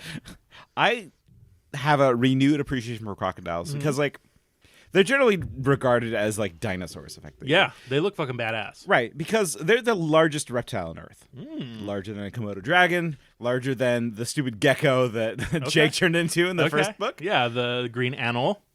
Dewlaps, yep. Not a gecko. Good point. Right. So how big would you say an average saltwater croc would be? 12 feet. If I told you 20 feet, Oh fuck! I mean, they can grow. That's their max, but like they've been known to grow up to 20 feet. Jesus Christ! So 15 feet crocodile, the thing they describe in the book, is actually pretty average, lower than average. God damn! Crocodiles are big fuckers. And so when you told me about our main man El Jefe, the the big jaguar that would just like go and eat crocodiles. Well, caimans. I think alligators. Yeah, alligators, right? Uh-huh. I was like, oh damn, okay. Crocodiles are even badder than like fucking jaguars. They have. Let me tell you about their bite. Please. I'm going to start with their bite because jaguars have pretty strong bites, right? Mm-hmm. Strongest mammal bite. We learned that. Well, strongest cat bite. I'll say that. Okay, well, let's say mammal for the sake of argument. What would you say the strongest bite is? I'll give you a hint. It's the crocodile. This is the thing we're talking about. It's the crocodile. Okay. They have the strongest bite just ever, universally. More than anything else in the planet. A crocodile has the strongest bite. So I'm right to be terrified of them. Yes. I was originally like, they're no big deal. Like, you just need a average-sized Australian man to jump on them, and you're fine. Holy smokes. Whoo! Danger, danger, danger. Unbelievable. But no. Quote, crocodiles have the strongest bite ever measured. The strongest saltwater crocodiles, naturally, slam their jaws shut with 3,700 pounds per square inch. Jesus. For comparison, a lion has about 2,000. So 1.7 lion bite strength. Okay, but like let's put that in perspective of humans. Humans have roughly 100, which is actually pretty impressive. I was surprised humans have 100. Jesus. Right, that's strong. Well, you told me like last episode, like humans have like one of the strongest bones is their jaw. Yeah, 100 is impressive. Yeah, right. Yes, it is. Crocodiles have 3,700 pounds of pressure. Jesus Christ! They can bite a car in half. They can.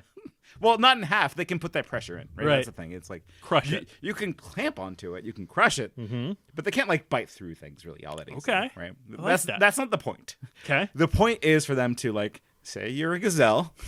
Unfortunate gazelle drinking some water. I clamp onto you. Luckily, if I'm lucky, I get the head and you're down. Mm-hmm. If I'm unlucky, I get your leg. And that's when the real fight begins. Because, like, I'm not going to, like, let go. You're going to run away. So I slowly drag you into the water and drown you. Ugh. The death roll is not to kill something. Right? It's not to break their neck. It's to tear off pieces. Right? Jesus. They try to eat things whole. Me too. I try to eat things whole, too. You're just all about eating holes this day. I don't know what are you doing. I like eating holes. You ask any of my exes, they'll tell you I like to eat holes. Well, what do you think they eat normally? Animals, like something this big, probably everything. Yeah, pretty much. They eat pretty much anything that's dumb enough to come near the water. They'll eat. They eat. This is my favorite fact of the alligator, crocodile. Crocodile. There's 3 or 4. I don't remember. Okay, one of my favorite facts of the crocodile. Croco-daddy. They eat rocks for 2 reasons. Reason number 1 is for digestion. Okay. Right, so when they eat rocks, it kind of churns in their stomach and helps break up food. Thing number 2 is they eat rocks for ballast. They eat it so they're not top heavy, so they can sink down to the bottom. They eat a bunch of rocks. So they're going to weigh themselves down to like chill out near the bottom of the water, get ready for the strike. Man, I respect that. That's a healthy, heavy boy. Yeah. I respect that. Yeah, no, he has a good diet. Woo! Do you ever see crocodiles, like when you watch crocodile documentaries, if you see one in the wild, do you notice how they just have their mouths open for no reason? Yeah. Do you know why that is? To let birds land in there? I don't know. Yeah, to catch the unsuspecting bird. No, that's not true. Okay. That's not true at all. It's because they can't sweat. They're lizards. So the way they regulate their heat is they just open up their mouth and just let that heat out. Oh my God. I'm going to... They've been known to fall asleep like that. I'm going to assume that my mouth-breathing friends and coworkers also are just letting heat out. just let that brain heat out. They've been thinking too hard, so they need to like vent a little bit. It's a warm day. I better open my mouth wide. Here we go. They can also open their mouths underwater. Okay. Just for fun. Actually, it doesn't say why. I wasn't able to find out why they would do that. But they can do it. Yeah, so like Do you think crocodiles have tears? I mean, I've heard the phrase. Okay. What does the phrase mean? Means fake crying. Yeah. Like not genuine tears. Yeah. Crocodiles do cry. Is this what it's like when crocodiles cry? Do you think crocodiles cry for remorse? Do you think that they're just No, upset? you've got me thinking now that it's probably like the way they piss or something. No, they don't piss out of their eyes. I don't know. Okay, so here's the reason why. When they swallow too much air, it presses on their tear ducts and it's like causes tears to come out. Oh, okay. So if they're just eating too much air, like it just kind of like leaks, puts pressure on that tear duct. I'm so gassy I could cry. Right. Got it. But it seems like it's the same reason why humans have tear ducts, just to kind of keep things lubed up. Okay. But like normally, like it wouldn't pull up. They just like ate too much air and had a little burp. Out comes a tear. They don't chew their food, by the way. They just swallow whole. Like a duck, yeah. What do you think is the most unique thing about a crocodile? Like in their body, their organs. Please be something to do with penis? No. Oh, darn. Like, I couldn't find anything about their penis. It just seems like they have a normal penis. Just a normal human penis. You're always thinking with your penis. Sometimes you need to think with your heart. Do they have extra chambers or less? No, it's not about chambers. It's even cooler. Okay, go on. Okay, I'm going to rotate this around for you and show you the diagram while I describe it. So crocodiles can regulate the way their valves pump, depending if they're above water or below ground. Whoa. So, like, think about it this way. They can change where their blood goes. Yeah, they change it, like, where their blood moves. So think about it this way. Like, if their heart is a roundabout, when they're above water, like when they're above ground, it's clockwise. When they're underwater, it's counterclockwise. They switch it up to regulate the heat better. That makes me think that also, like, if they're injured, they can divert blood flow from that area so they don't bleed out. Maybe they're not that complicated thinkers, but maybe their body does. Oh, my understanding was that it was like oxygen related. It is oxygen related and like heat regulation. Okay. Like, because they're cold blooded and they're in the water. But the thing is, they're coming in and out of the water all the time. That's fucking dope. Yeah, they're the only animal that does it. Oh, crocodiles are fucking sweet. Yeah, crocodiles rule. So say you decide, hey, crocodiles rule. I want to be a crocodile in a new life. Do you think that's a good move? Well, it's definitely a thing that I believe can happen. Yeah, but good move. Yeah, it's a good move. Why? What if I tell you that the mortality rate of a young crocodile is like 99%? What? Out of every 100 crocodiles, only like one makes it to maturity. I could be that one. They get eaten by fucking everything. They get eaten by other lizards, fish, hyenas. Well, I mean, yeah, if you have this giant apex predator of the water, the thing you need most to live, you want to eat its babies. They're the snack of the sea. Like, you find a baby crocodile, let's have a little lunch, it's fine. Yeah, just delicious. Okay. Yeah. All right. Contrary to popular belief, though, they do not eat their young. They do carry their young in their mouth. That is a thing that they do. Well, yeah, if their mouth's open, it's like... It's nice and warm in there. But they just hang out in the mouth. Like it's fine. That's awesome. Yeah. Fuck. Okay, and I already described the difference between crocodiles and alligators. Did you? I might have, but to go over it again because this is something stupid, I need to be told every year or so. Because I don't remember it. So please tell me. Okay, so a crocodile has a V-shaped snoot. Okay. Right? Like it is shaped like pointy. I wish you'd stop using that word, but yep. Alligators have a U-shaped snoot. So like it's a soft curve. Oh, okay. And they're generally smaller alligators, right? And they're generally nicer. Okay. You would rather want to meet an alligator than a crocodile because crocodiles are just mean bastards. They eat anything. We probably saw crocodiles in that boat trip in Thailand. Do you remember seeing the crocodiles? No. Sorry, alligators. Yeah. Yeah, we probably did see alligators because they didn't come up and immediately try to kill us. Yes. So like, crocodiles are like one of those species that just randomly like snatches up people. Like there's not many. Like we're pretty high up. They're on that like food chain. People in that regard. Yeah. Sometimes you just snatch people. Sometimes you just want to snatch a child. Like. It's a big problem in places that have high populations of alligators. Alligators kill about 1,000 people a year. Crocodiles. That's like 6. Crocodiles. Crocodile. Crocodaddy. Crocodaddies. Crocodaddy. Crocodaddies kill like on low end of the estimation, about 1,000 people a year. Okay. But honestly, it's probably higher because the populations that get eaten by crocodiles are less likely to report being eaten Because by it's crocodiles. just a thing that happens to them. People just disappear. Old Benny's got the sugar sickness, but he was taken by a croc some years ago. They're in the top 10 of things that are likely to kill you in the wild, right? Okay, I mean, I like that. They're one of the few like actual dangers out there. Okay. Spiders, not really. Like snakes, a little bit, but like only if you go up and bother them. Like, Right. There are very few like actual predators of humans. But a crocodile. Crocodile is like one of the few ones left. I'll end it with this: you meet a crocodile in the wild. Mm-hmm. It's looking at you. Mm-hmm. What do you do? Do you run? Morph into a crocodile. That's your first move if you got it. Morph into crocodile. What's your second move? Do you run? No, it probably chases you. Yeah, it chases you. No, you probably try and stomp and be as big as you can. It doesn't give a fuck. It does not give a fuck. There are two moves that you can do if you meet a crocodile that's coming after you.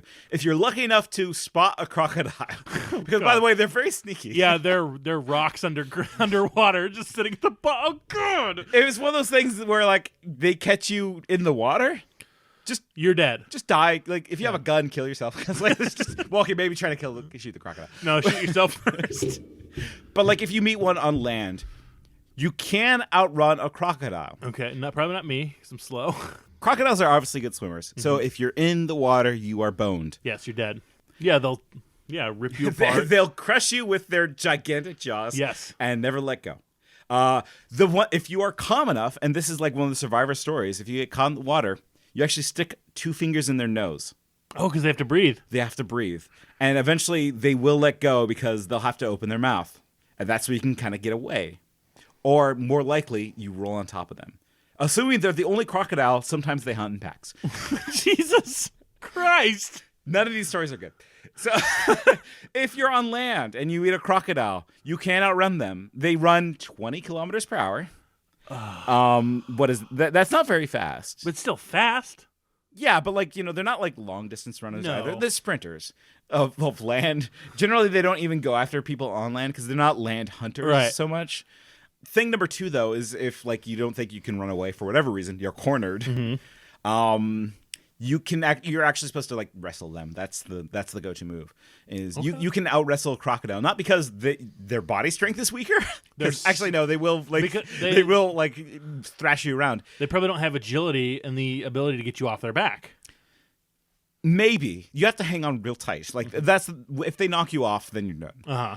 The thing is though that when their jaw closes, it's the most powerful jaw to clamp on anything. But their opening strength is nothing. They don't have like the muscles to really like open with force. Okay. Right? So if you just hold on to their snoot real tight, hug their snoot real tight, boop their snoot as hard as you can. I'm not. You knew this was coming. I've been saying I hate booping snooting the whole time, and you knew this was coming. It's the only move is they have to boop their snoot so hard that they cannot open their mouth. You have to hold and hug that snoot as hard as you can. That V-shaped snoot, I gotta hold. You gotta hold it until like you can find a way to get out of that situation safely. I hate this. That's how you do it. That's how the crocodile hunter did it. When he jumped on crocodiles, it's because he needed to get the surprise. Because he needed to like get on them before they were able to like really open their jaws and like bite down on something important. Right? That's why jaguars can hunt alligators because they jump them. Jesus. Right? Jesus. Because they're able to get on top. That's the way to do it. Jesus. So crocodile facts. What do you think of? What's your favorite one? Mine is eating rocks. Eating rocks probably really good. I like the idea of just you have too many farts, so you cry. I like that one. They got too gassy, so they cry. I like that. Oh man, that sucks. Yeah, crocodiles are real bad. Oh, I'm definitely going to look at Flat Fuck Friday different from now on. What? Have you not seen Flat Fuck Friday? It's a crocodile. Yeah, it's a really flat crocodile. Oh, man. There's this Twitter account. I don't remember what it's called. But if you just look up Flat Fuck Friday, you'll find really flat crocodiles. I guess like the hidden fact is that they sometimes are super flat. I guess. Yeah. Oh, man. So 20 feet. 20 feet is long. 20 feet. Yeah, about That's- half the size of my dick. It's like 4 Marcos. I mean, it is. He's like 5 foot, right? Nah, yeah, probably. Yeah, he's 5 foot. He's got big 5 foot energy. Yeah. So we're back to the Lebton javelin fish shooting a javelin right into Rachel's tail. And she... This Vista 3 has no clue what's coming at him, though. No. That makes so much more sense now. Yeah. Rachel's like, okay, I'm going to play dead. You guys swim off. Your only chance is if you split up. And they're like, okay, yeah, whatever. Even though crocodiles are fairly fast swimmers, like crocodiles are ambush predators. Yes. They want to sneak up on you. And damn, Rachel does that indeed. So they all swim off. Visser 3 is like, he puffs himself up to a big ball because that's how the javelins fire. He sucks in like water, air, whatever, and then shoots them like a missile. Mm-hmm. He's like, oh, doesn't matter which way you run. It only matters what order I'm going to kill you in. Which is some good Vista 3 taunting. Yeah. And all the while, Jonathan Taylor Thomas is like, dude, this guy fucking owns. Look at this fucking blowfish. He's shooting missiles and shit. Did you see this guy fucking change into that? That's fucking dope. So he's like all in. Yeah. Like he's all in on Visser 3, which, I mean, we are too, unfortunately. This is a very for different reasons. This is a pro Visser 3 podcast, and that's probably bad. Yeah. It's like that Onion thing where like, worst guy you know makes a pretty good point. Yeah, yeah. Yeah, get a Vista 3. Yeah, so Visser 3 is all puffed up. He's ready to shoot. He's been there. He's shooting at like, he shoots at Axe, Yeah, misses Axe, shoots at Jake, misses Jake. And he puffs up and he's like, gonna head for Cassie, drifting closer to what he assumes is the dead crocodile. Mm-hmm. When Rachel drops that 3,700 pounds per square inch jaw on the Lebton javelin fish and pops that bitch. Pops that bitch like a balloon. That motherfucker pops. And like a balloon, he just like... he flies out of the water through there like... Yeah, it's like shoots off into the distance, never to be seen again. Yes. He is popped. That's the end of Visser 3 in this book. I love it. I love it so much. So they get away. Marco shows up. He's like, hey guys, what's up? I'm a dolphin. I'm here to help. I'm Marco the dolphin. That was honestly the second funniest part of this book. First funniest, obviously, Yasmine Bleeth power. And it's like they cut ahead and they're like, Rachel, what the fuck? And Axe is like, oh yeah, you have this Andalite problem. Yeah, like Rachel owns up to like, hey, yeah, okay, I can't control my morph sometimes. Yeah. Sometimes I just freak out and go from morph to morph. And Axe is like, you're allergic to crocodile. Yeah. That's how he describes it. It's an allergy. And like those morphings are just Rachel sneezing. You sneeze into the elephant that wrecked your house. Yes. You sneeze into the elephant that wrecked this plan. Yes. Your sneezing is a problem. You need to stay at home. You're sick. Yeah, they call it the Harith Illint. That's like you have to do the Harith Illint where you finally hack this thing out. Yeah. Your body's going to reject it at some point. It takes concentration to do it without killing you. Mm-hmm. It's hard. It'll happen naturally. I picture it as like a bad boil that you have to like let build up a little bit before you lance it. Well, no. Honestly, with that, you should lance it and then milk it more than you want to milk it. Like, you got to really milk that bad boy. So, okay, but like either way, something gross is coming out of your body. Yes. And that's what I was picturing is like, okay, yeah, this needs to come out. Yes. But like they can't force it. They just have to like wait for her to sneeze up this allergic crocodile DNA. Axe calls it, a literal translation would be something like burping DNA. And I love that he doesn't go into more detail. No. So that we'll just leave that as it is, and we'll find out what he it is says, later. Until the Harith Illint begins, you can control some of the symptoms by remaining calm and unemotional. The out-of-control morphing in the water happened when you were upset or emotional. And that's when they put it together that she got horned up looking at Jonathan Taylor Thomas. She got nervous about Chapman. She got nervous. Yeah. She got angry. And they're like, oh, Rachel, you're just a fucking hothead. Don't be a fucking hothead. So this is when I like really like solidified what this book is about for me. I'm like, oh, this is a puberty book. Puberty, like, period book is what I took out of this. This is a book where your emotions are doing a number on you, yes. And you can't control it. The best you can do is just wait for it to pass. Right, and the Animorphs lightly rib her, and she loses her shit and starts to morph in front of them. Yeah. Showing that her emotions are out of control. And I mean, what is puberty if not a flux of uncontrollable emotion and your body doing stuff you are not used to it doing and growing parts of it you don't like to see? I would say, like, for me personally, puberty was a lot of burps of DNA, you know what I'm saying? Yeah. Yeah, brother. You jacked it. A lot. A lot. Listen, for those of us born with a penis, a good majority of us, when it happens, it doesn't stop happening for years. No, like puberty age dudes, children are monsters. They're monsters. Give them no quarter. All you can do is lock them up like werewolves. Yes. Chain them to the wall. Come back when they're done. Do not, during the summer, do not let them stay home in the air conditioning and watch Days of Our Lives and Passions, because they will savage themselves. Whatever you do, don't look through their cassette tape that they have in their room. Just don't look at that cassette tape. That's they say it's cartoons. It is not cartoons. No, yeah, this is a puberty book.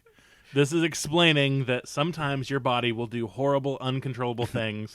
And you have got to keep a handle on that shit. Honestly, like, it's more refreshing than the shit that we got in sex ed. What'd you get in sex ed? Well, in sex ed, like, you know, you get the video. Mm-hmm. We got sex ed in late high school. Yes. And I got sex ed in like 5th grade. Well, we got it in tiers, but like it was never honest enough. No. Like sex ed that I got in 5th grade was, here's some deodorant. You're going to feel weird about girls. Good luck. Make sure you buy Old Spice. Like that's really what it was. It was a commercial for Old Spice. Goodbye. Like I got like a bar of Old Spice, just kind of like, I guess, like warned my parents, hey, school gave me this. What does that mean? It means you're going to be locked in your room for the next 5 years. You know, and like there was no like honest talk about like what sex is, what you're going to be feeling, and things are fun. Or like masturbation, any of it. Or like I didn't even get the acne talk, and I wish I got the acne talk. And I didn't, like, we can't speak for our listeners that get periods, but yeah, I can't even imagine what that fucking talk would be like. I imagine it's a lot more honest than they do talk. I mean, like, really it is. It's like, I imagine it's just like, you'll be fine. Yeah. Because, like, yeah, we got off easy. Like, that's the thing, is that, like, yes, we had the occasional wet dream. That was awkward. I can't even remember having one. You never had a wet dream? No, I don't think I have. All I've right. woken up hard. I mean, but I can't. I'm a passionate lover, so, like, yeah, I had a couple wet dreams growing up. Anytime that I'm having sex in a dream, I wake up before it finishes. Well, la-di-da, Mr. In control of your body. Well, no, I'm not in control of my body. Bragging rights, huh? I think my body hates my own pleasure enough that it shuts it down. Okay, we're going to share a little too much, and that's fine. Like, that's the thing, though. You have to share too much when you're talking about puberty, because this is, like, one of the things that's, like, forbidden human secrets. It's like, no, this is garbage. We need to get rid of those. Yeah. Because otherwise people think that they're monsters, and they turn into, like, weird adults. Yeah, and at least we're honest about it. We're not repressed. We're not pushed back. We're not any of that shit. We're all weird. Like, we're all weird. Yeah. And, like, you know, until we all recognize each other for our weirdness and kick out the dumb people that are lying. Mm-hmm. Those are the dull people who, like, hate life. They lie, like... Those people are like, oh, that's too much information. TMI. Don't tell me about that shit. I hate that shit. It's like, no. Guess what we're talking about? We're talking about coming in sleep. We're talking about growing hair on our gents. We're talking about weird dreams. You want to know what, like, my puberty dream was? Tell me. My puberty dream was, I thought about the girl I was attracted to in 6th grade. Name her. Don't name her. Don't you dare. I have a name, and I'm not gonna. I have names too, and it's so bad. I know, and I feel sorry for these women. I'm sorry. Yeah, I can't apologize enough to all the women in my dreams. I'm sorry for, like, literally objectifying you. Yes. But, like, that's just what happens in puberty. My puberty dream was this attractive woman falling on me from like skydiving height, just like falling on my dick. That's okay. And just like falling off, and the same woman falls on my dick, skydiving height, just right on my dick and falls off. So that was my go-to wet dream. You want to know what my sex dreams always involved? What's that? So, oh God, I can't. It would always start with a girl I had a crush on, and they would like take my dick out, and they start pulling on it. All right. And they'd pulling on, and it'd get hard, and then it would just keep growing. That's it would keep growing and growing. You got that boring wet dream. That's it.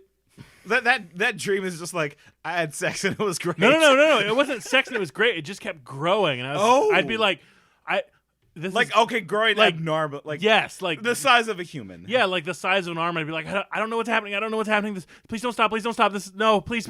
Oh, please. Yes. But it was just like I had an arm. You had big dick dreams. I did. All right, good. Yeah, no, it's not good. No, fucking fine. That's a good dream. There were those. There were the ones where it would be, and I've explained this on podcasts before. There were the ones where I'd be like kissing the girl, and then we'd stop kissing, and I'd look up, and then I was the girl kissing me. All right. There's those. I had a lot of those. So those were our dreams. Let's continue with Animorphs. Let's never speak of that again. No, I mean, you can tweet at us. We'll tell you more. DM us. It gets saucy. Axe is like, you just got to do this. And then Rachel's like, yeah, so I lied to them. I told them I did it. I need to go on the show. Right. So like, she remembers that her sister is really into this. She knows it's a big deal. She knows that she needs to present strength.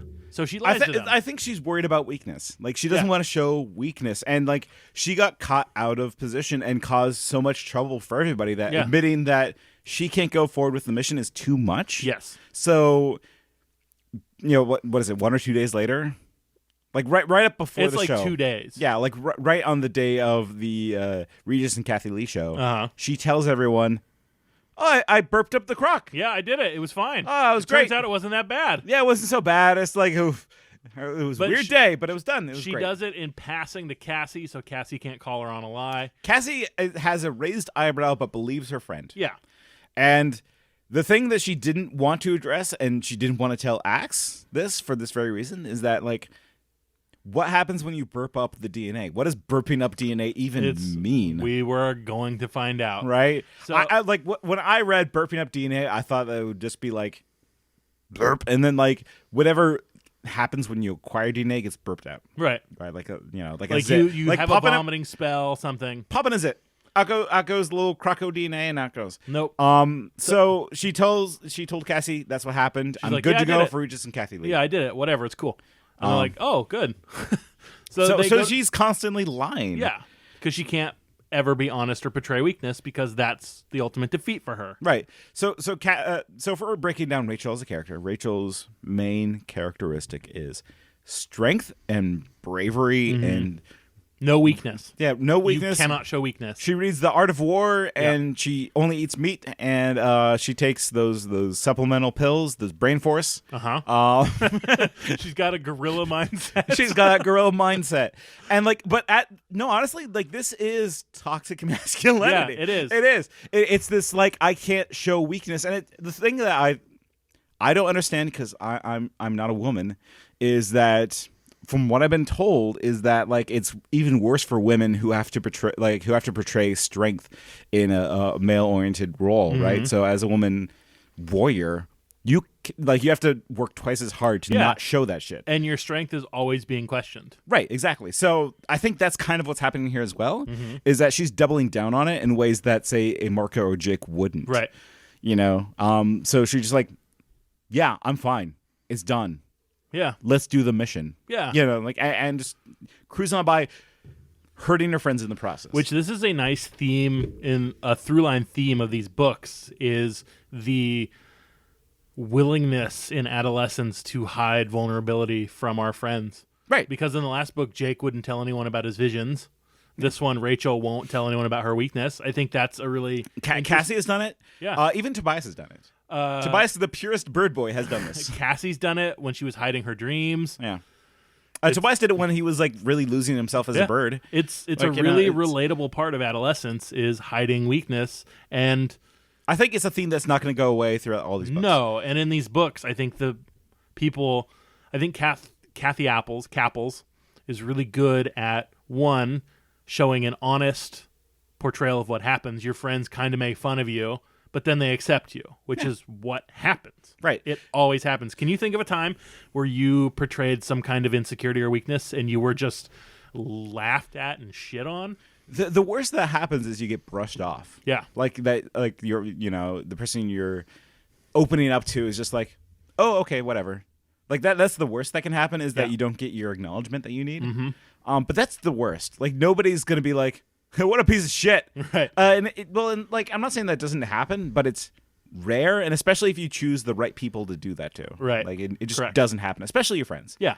You know, like generally people want to be sympathetic and understanding. Yeah, but as a lot of us broken humans are, it's hard to relate weakness. No, you get that pain bank that you can go back to and reference like, oh, actually, turns out that sucks shit. Yeah. And I'm never doing that again. Oh, this sucks. I'm never, ever showing weakness to anyone ever again. Yeah, so Rachel is going back to the old pain bank. Yep.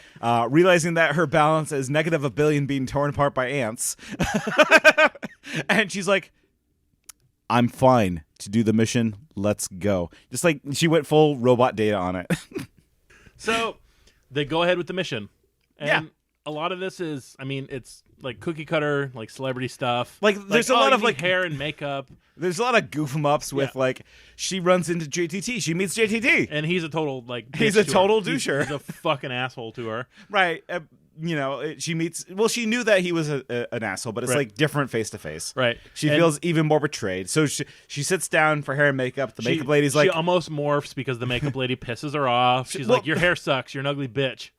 yeah. And Rachel immediately starts to turn into a wolf. She gets beaten by the hammer of Hollywood. Yeah. Turns out you're not Hollywood pretty. Bang. Why is your hair turning gray? Yeah. Bang. Oh, it's because you're turning into a wolf. Right.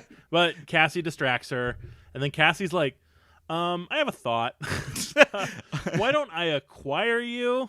Well, because she notices that Rachel's Like not losing, in yeah. control of it, and she Like- didn't burp up the crocodile. Yeah, like Cassie's like, okay, you fucking lied.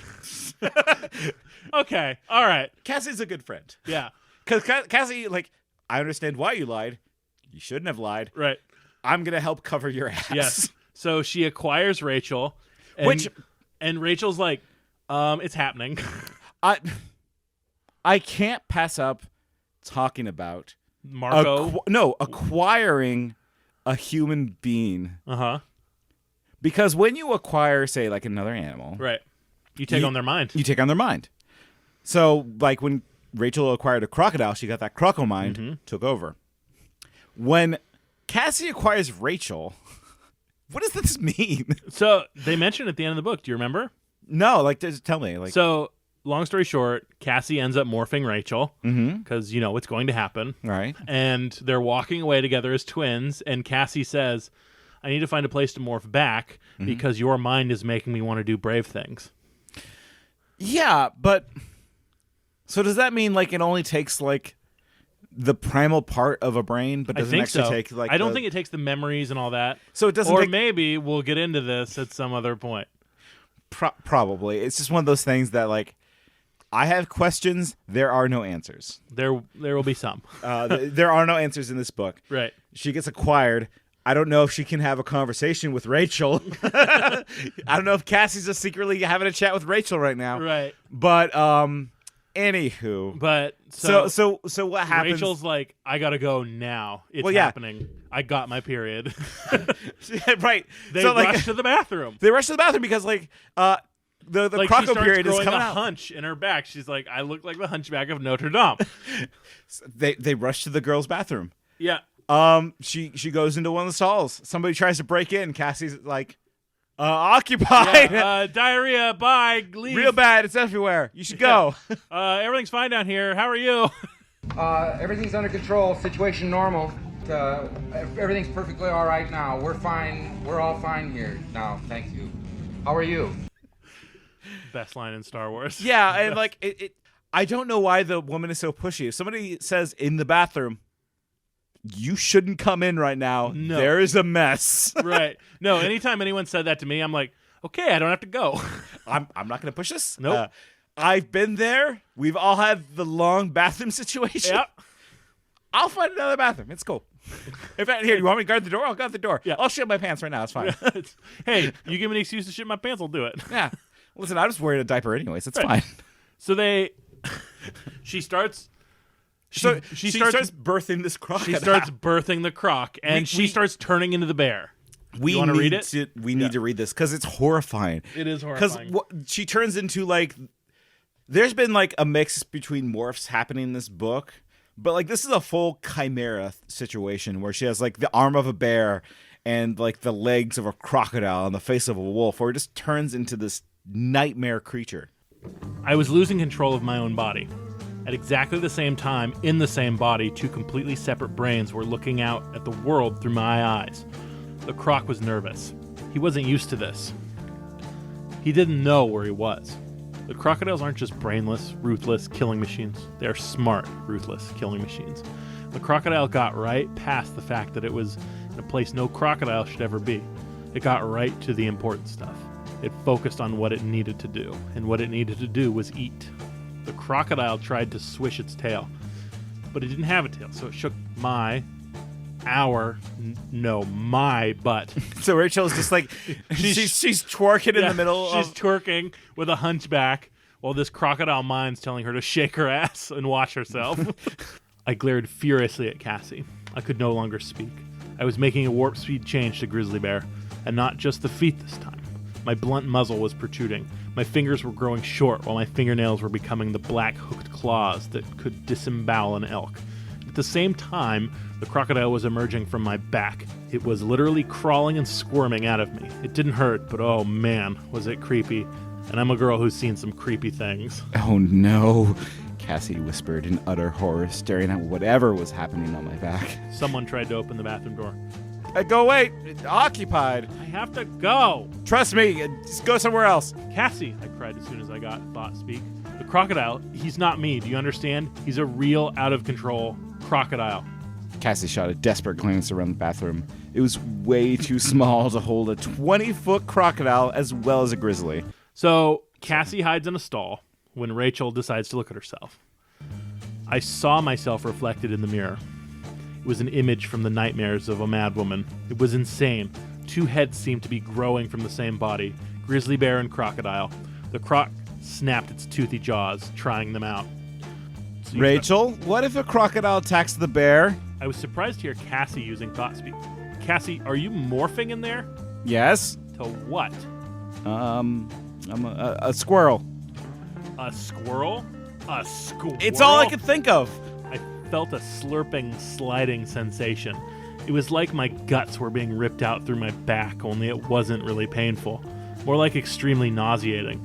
Then I felt the weight drop off of me. I heard a loud series of thuds. The Harith Illant was complete. I had burped the crocodile. Good God. Jesus Christ. Like, think about this is a kid's book. Think about like popping a 20-foot zit. And like, the zit comes to life and tries to eat you.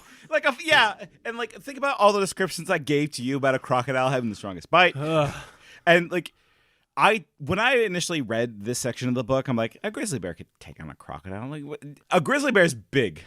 It took on so many Hrmbe'd, like it doesn't matter. Now this you is Rachel. know. Now you can't. Now I know. It's just like, no, like a crocodile is dangerous. It's not necessarily like the most dangerous creature in the world, but if it gets you in the wrong situation, say a bathroom, yeah, you're boned. You're fucking dead. You can't run away from it. This crocodile, it's in a bathroom. No, and the crocodile goes for the bear. Right. Of course. And it chomps down. Right. So we should have mentioned that there was an animal segment on the show. Marco's a llama hanging out. Everybody's hidden their disguise. It honestly wasn't important to the story. It's not. But like those are my favorite segments of late night shows growing up, was the animal section. Yeah. Jack like Handy shows up with his fucking animals. Yeah, fucking pisses on Jay Leno. Everybody's happy. Yeah, everyone's happy in the situation. Yep. Yeah. Yeah, and Marco shows up as a llama. He's like, I'm here for backup as a llama. He's like, all right, good I'm job, a Marco. Which, hey, you know, good on Marco. This is some good Marco stuff. That was probably the best Marco stuff because he's like, I'm a llama. And so the crocodile and the bear wrestle their way onto stage when Jonathan Taylor Thomas is up on the stage talking. Cassie's a squirrel. Pointless. But so here's actually the best part. And this really, like, this is also, to me, a Cassie and Rachel friendship book. So Cassie's a squirrel in the bathroom. And she didn't know what to do. She like panicked into a squirrel because cowered it out to a squirrel. Yeah, she made the coward decision. She ran away. She thought of what can get away from a crocodile, a squirrel. But then she realized my friend's in danger. So what does she do? I saw a flash of teeth, and then I saw a flash of gray, a bushy tail and tiny hands and big brown eyes with rocketing past.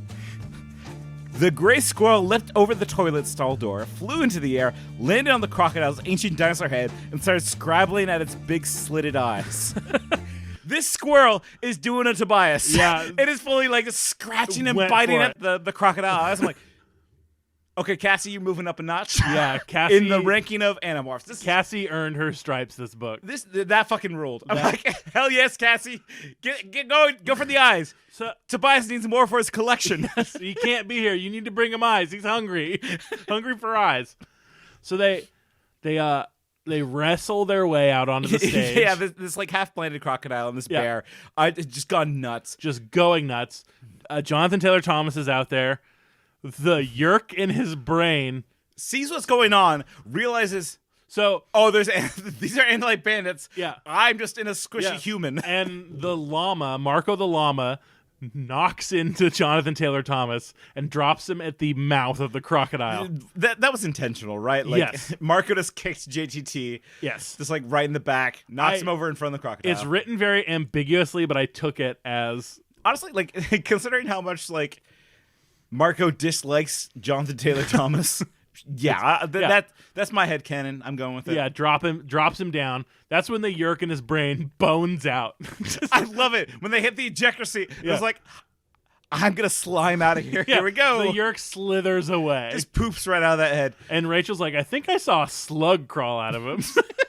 That's when the crocodile's going ham. Yeah, the crocodile's still winning this situation when there's like a squirrel, a llama, a big grizzly bear still fighting. The crocodile's still winning. Yes. Cassie thinks, I need to like stop everyone seeing the situation because it's obvious that there might be some problems here. So she goes for the lights. When she goes for the lights, Axe... Yes, a blue flash jumps on top of the crocodile. Right. And Cassie describes his tail as a flash, flash, flash, flash, flash. Just brains the croc. Brains the crocodile, just slices his brain out, kills the crocodile. Rachel's like, okay, I got to get the fuck out of here while it's dark. Everybody runs away while they're dark. They take enough time to say, hey, good job, Axe. Yeah, like, oh, sweet, Axe. I always forget that you're the deadliest creature. Yes. And so while they're running away, Rachel says, I think I felt something squish under my foot. Yeah, when I was running away, like I think I stepped on like a weird slimy thing. It doesn't matter. It doesn't matter. It's fine. So she runs back to the bathroom, turns into herself. She says, I don't think the yeerk made it too far. Which is a nice little got his ass. I love when they step on the yeerks. It's so good. I'm not sure how I feel about got his ass becoming a thing I say a lot. You got to get in that ass. I've been in some asses. Pretty good stuff. As a nurse. And professionally. As a person. Professionally. I've professionally and personally been in asses. They're fine. I love them. Not professionally. It's all business. All business with the business ass. But personally, good stuff. Yeah. Good stuff there. Just good things happening all around. It's fine. Yeah. So Slug got. They go off. Yeah. And Rachel runs back. She sees that Cassie's turned into her. Right. She says, I can't be seen with Cassie as a Rachel, so I gotta go. Yeah. She turns around to hide, and this guy talking to Cassie as Rachel says, Andalite. The man snapped. My heart stopped. He was testing Cassie, waiting to see if she would react. If she would recognize the word. If Cassie hesitated or stopped, he would know. He would know.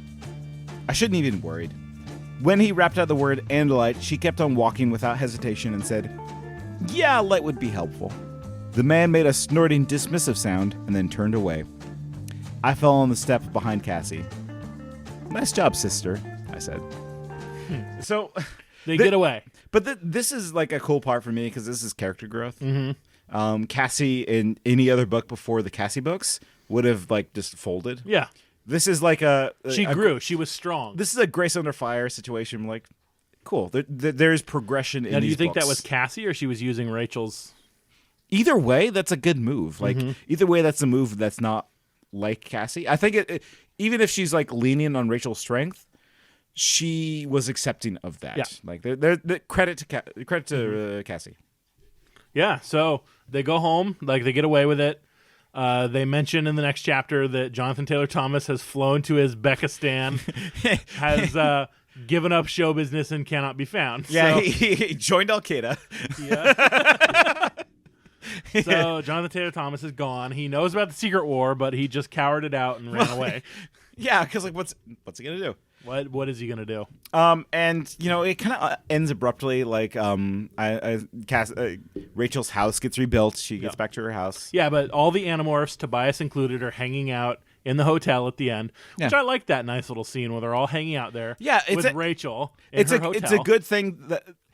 It's a good way to end this book because it's all just like normal kid shit. Yeah. It's hanging out with your friends, watching TV, and like, you know, eating garbage. Yeah. Axe even has a great moment where he's eating like some great taste. Yeah. Axe loves his taste, and we get some of it. Tobias is sitting on the window. Everyone's just chilling. And I love it when Tobias watches TV. You know, because like it's what he wants. It's what he wants to do. Like bird form Tobias doing anything human is great. It truly is.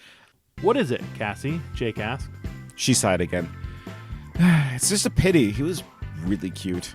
I agreed. Those dimples. That hair. Those eyes. Those lips. Axe, Marco said. You should have let the crocodile eat him.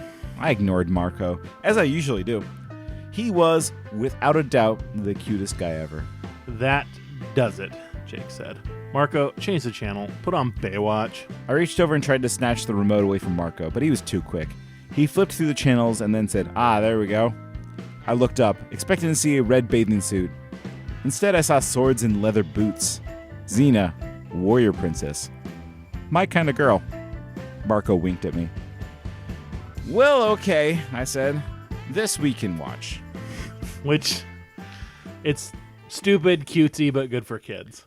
It's an okay ending. Yeah, I think like it ends. It's better than some of the Animorphs endings for sure. It's abrupt, but like, what more did we need to know? Really, not really much. I think we got the arc that we needed out of Rachel. Yeah, sure. Like there wasn't so much character growth in Rachel here. No, there was. I mean, a little.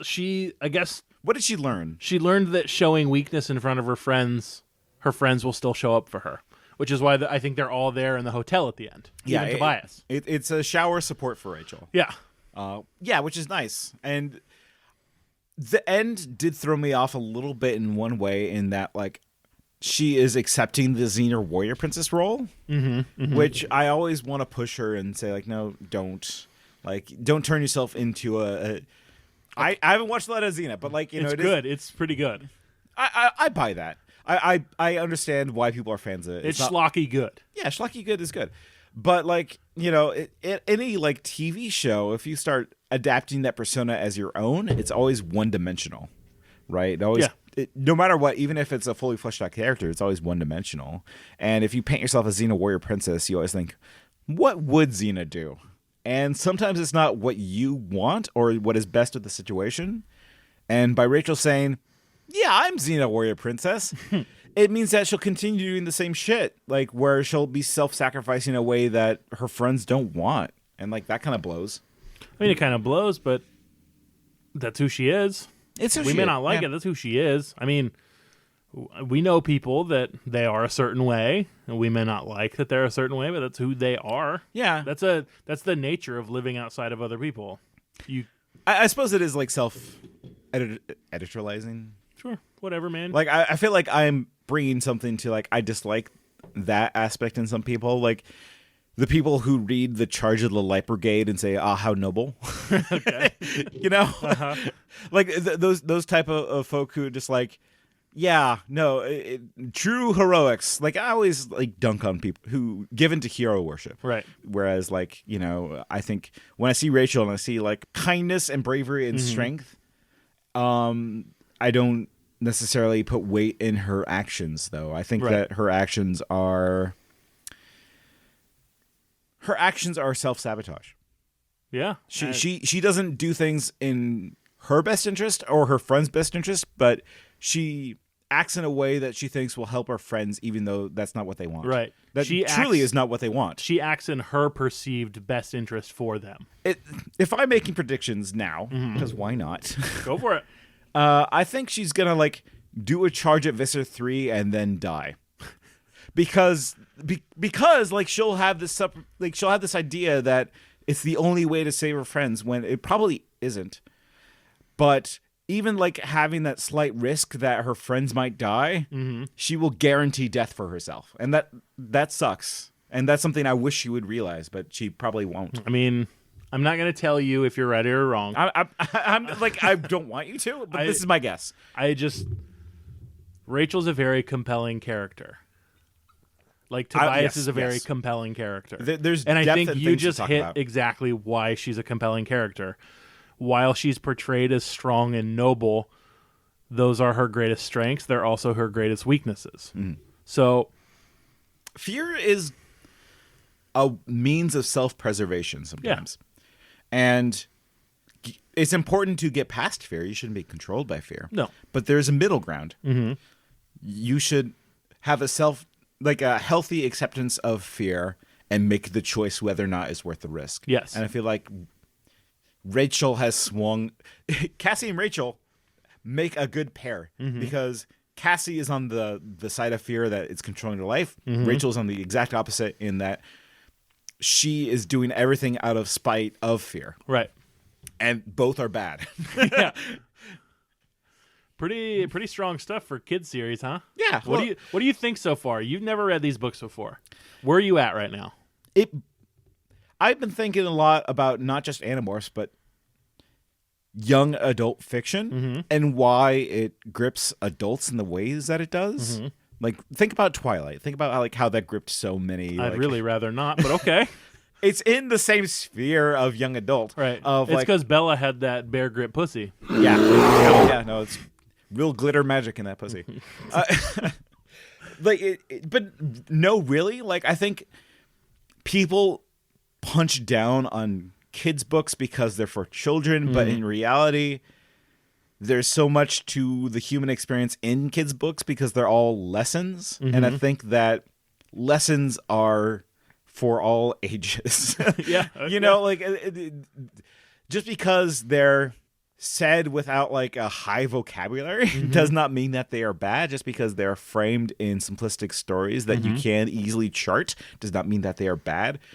They are sending a message to your brain, right? There is a medium here, just like with kids' books, with adult books, with magazines, with TV shows, with video games, with whatever is your books, medium. The pornos. Yep. Yes, they alter. Yes, and I'm making a point. Sorry. They alter the way that it gets to your brain, but ultimately there is a core that the author is trying to beam into your brain that is valuable. So, yeah, kids' books can be good reads. Don't just read Harry Potter. If you take anything out of Animorphic Time, don't just read Harry Potter. Find another book. Please. Right? Don't read the same book over and over again because you learned that lesson. God damn it. Can you imagine how enlightened some of these Harry Potter freaks would be if they read Animorphs? Just read the first 10 Animorphs. Because people get caught up in comfortable, familiar stories and they read the same thing over and over again. So I guess would you make that same point against me as someone who's read the Animorphs books? I've only read them once as a kid. Yeah, you don't have a closet full of wands and you don't play Quidditch. I don't. You're good. Granted, I've carried a lot of imagery from this series in my brain forever. Like burping the croc in this book has been something I've always remembered. The bear coming out of her hunchback. It's pretty visceral. There are other things, some we've seen, some we have definitely not seen yet, that are coming. I think it's important to come back to the things. You're right. It is important to come. Sorry. I was making a point. Please make your point. It's important to come back to things that you read as a kid to see why you enjoyed them. I'm finding a new love for this series, in a big way. Because it's nice to go back to things you enjoyed as a kid and see what has and has not changed. And kind of the stuff that hasn't changed, that's you. That's pure you. Yeah. Really. The shit that has changed, hey, you grew out of it, your perspective had changed on it, and you moved on. But the things that you haven't moved on at this point in your life, the distance that you have from Animorphs, the shit that hasn't changed, that's you, baby. That's all me, you. Baby. That's me, baby. And having that distance, that's cool. That's a cool thing to do. You only get to do this once. You only get to reread Animorphs again once. Yeah. And I'm enjoying it doing with you. I really am. Good. Because you've never... I'm not doing this. You're not... I'm not coming back to a thing I enjoyed as a kid. No, you're right? not. I'm coming back to this as a new adult. No, and I'm fucking loving it, And, honestly. Seeing there's you experience this and talk about there's things, cool shit here. When you're either absolutely right about something or absolutely wrong about something, I love seeing it. Yeah. Because these are good books. Yeah. They're good books. So the next book is a Tobias book. I'm looking forward to it. Yeah. Because it's our good boy Tobias. It's our boy. So I think the thing I want to start doing with these books is the titles rarely directly link up to what happened in the book. This one What is the reaction? The reaction is her acquiring the crocodile and having a reaction to it, like an allergic reaction. So you think it's like that kind of like surface level, like she's allergic? Yeah. I think so too. It's an allergic reaction. Yeah, That's what it's called. It has to be. Like last book, The Forgotten, they only call it that because we will forget it. It is the forgotten story. It's because Jake forgot it as soon as it happened. It's the titles aren't great. I think part of that is just to get around the scholastic auditors. Yeah, for sure. Got to add that sizzle. I realized something about Rachel books in particular. That they are books I appreciate, books that I admire, that I enjoy reading, but they are not books for me. Okay. I'm not the target audience of the reaction. Because it is a book meant for young girls. Yeah, pubescent girls. And that's not to say it's not an interesting story and I can't admire it from afar. Like, it's the feeling I get that when I read something that is just outside of my cultural scope, right? It's like, I like... See, I even, hesitate when I talk about it, but, I like Black Panther. I like... Open Mike Eagle. I like black culture shit. Right. And, I know that, this isn't for me. This is not... this is not... I'm not the target audience. No. I can't participate here, really. I can enjoy it and support it, but that's about it. Right. And that's how I felt reading this book. Is I can enjoy and support this message. And, I feel like, yeah, I got a new perspective out of this. This is some cool shit. Yeah, this is girls going through puberty. And it's I don't know what that's like. I don't understand what that's like, and I will never understand what that's like. I will never go through puberty as a girl. So there's that kind of, this isn't for me, but I like and support it. Right, because you get to take a trip outside of yourself. Right, and it's told in an interesting and engaging way and in a supportive way, and I see that comes from a good place. I'm like, yeah, that's cool. Isn't that fucking sweet? That's some good shit. This Animorphs number 12. So it's some good shit. That's Animorphic time, would you say? Yeah, and with that, let's cap it off with our tried and true message, which is... All cops are yeerks? No. Get his ass? Got his ass? I mean, there was a lot of ass talk. Yeah, it's me. I just wonder where Mr. 3 went. He blasted into the cosmos. He just popped, and he's like, I'm done for today. Once you pop, you just can't stop. And with that, we're going to stop right now. I'm Nate. I'm Tyler. And this is Animorphin Time. Good night. Bye.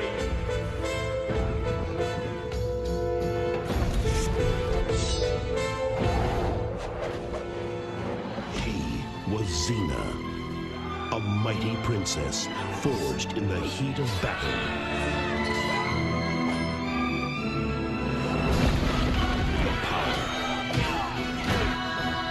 The passion, the danger,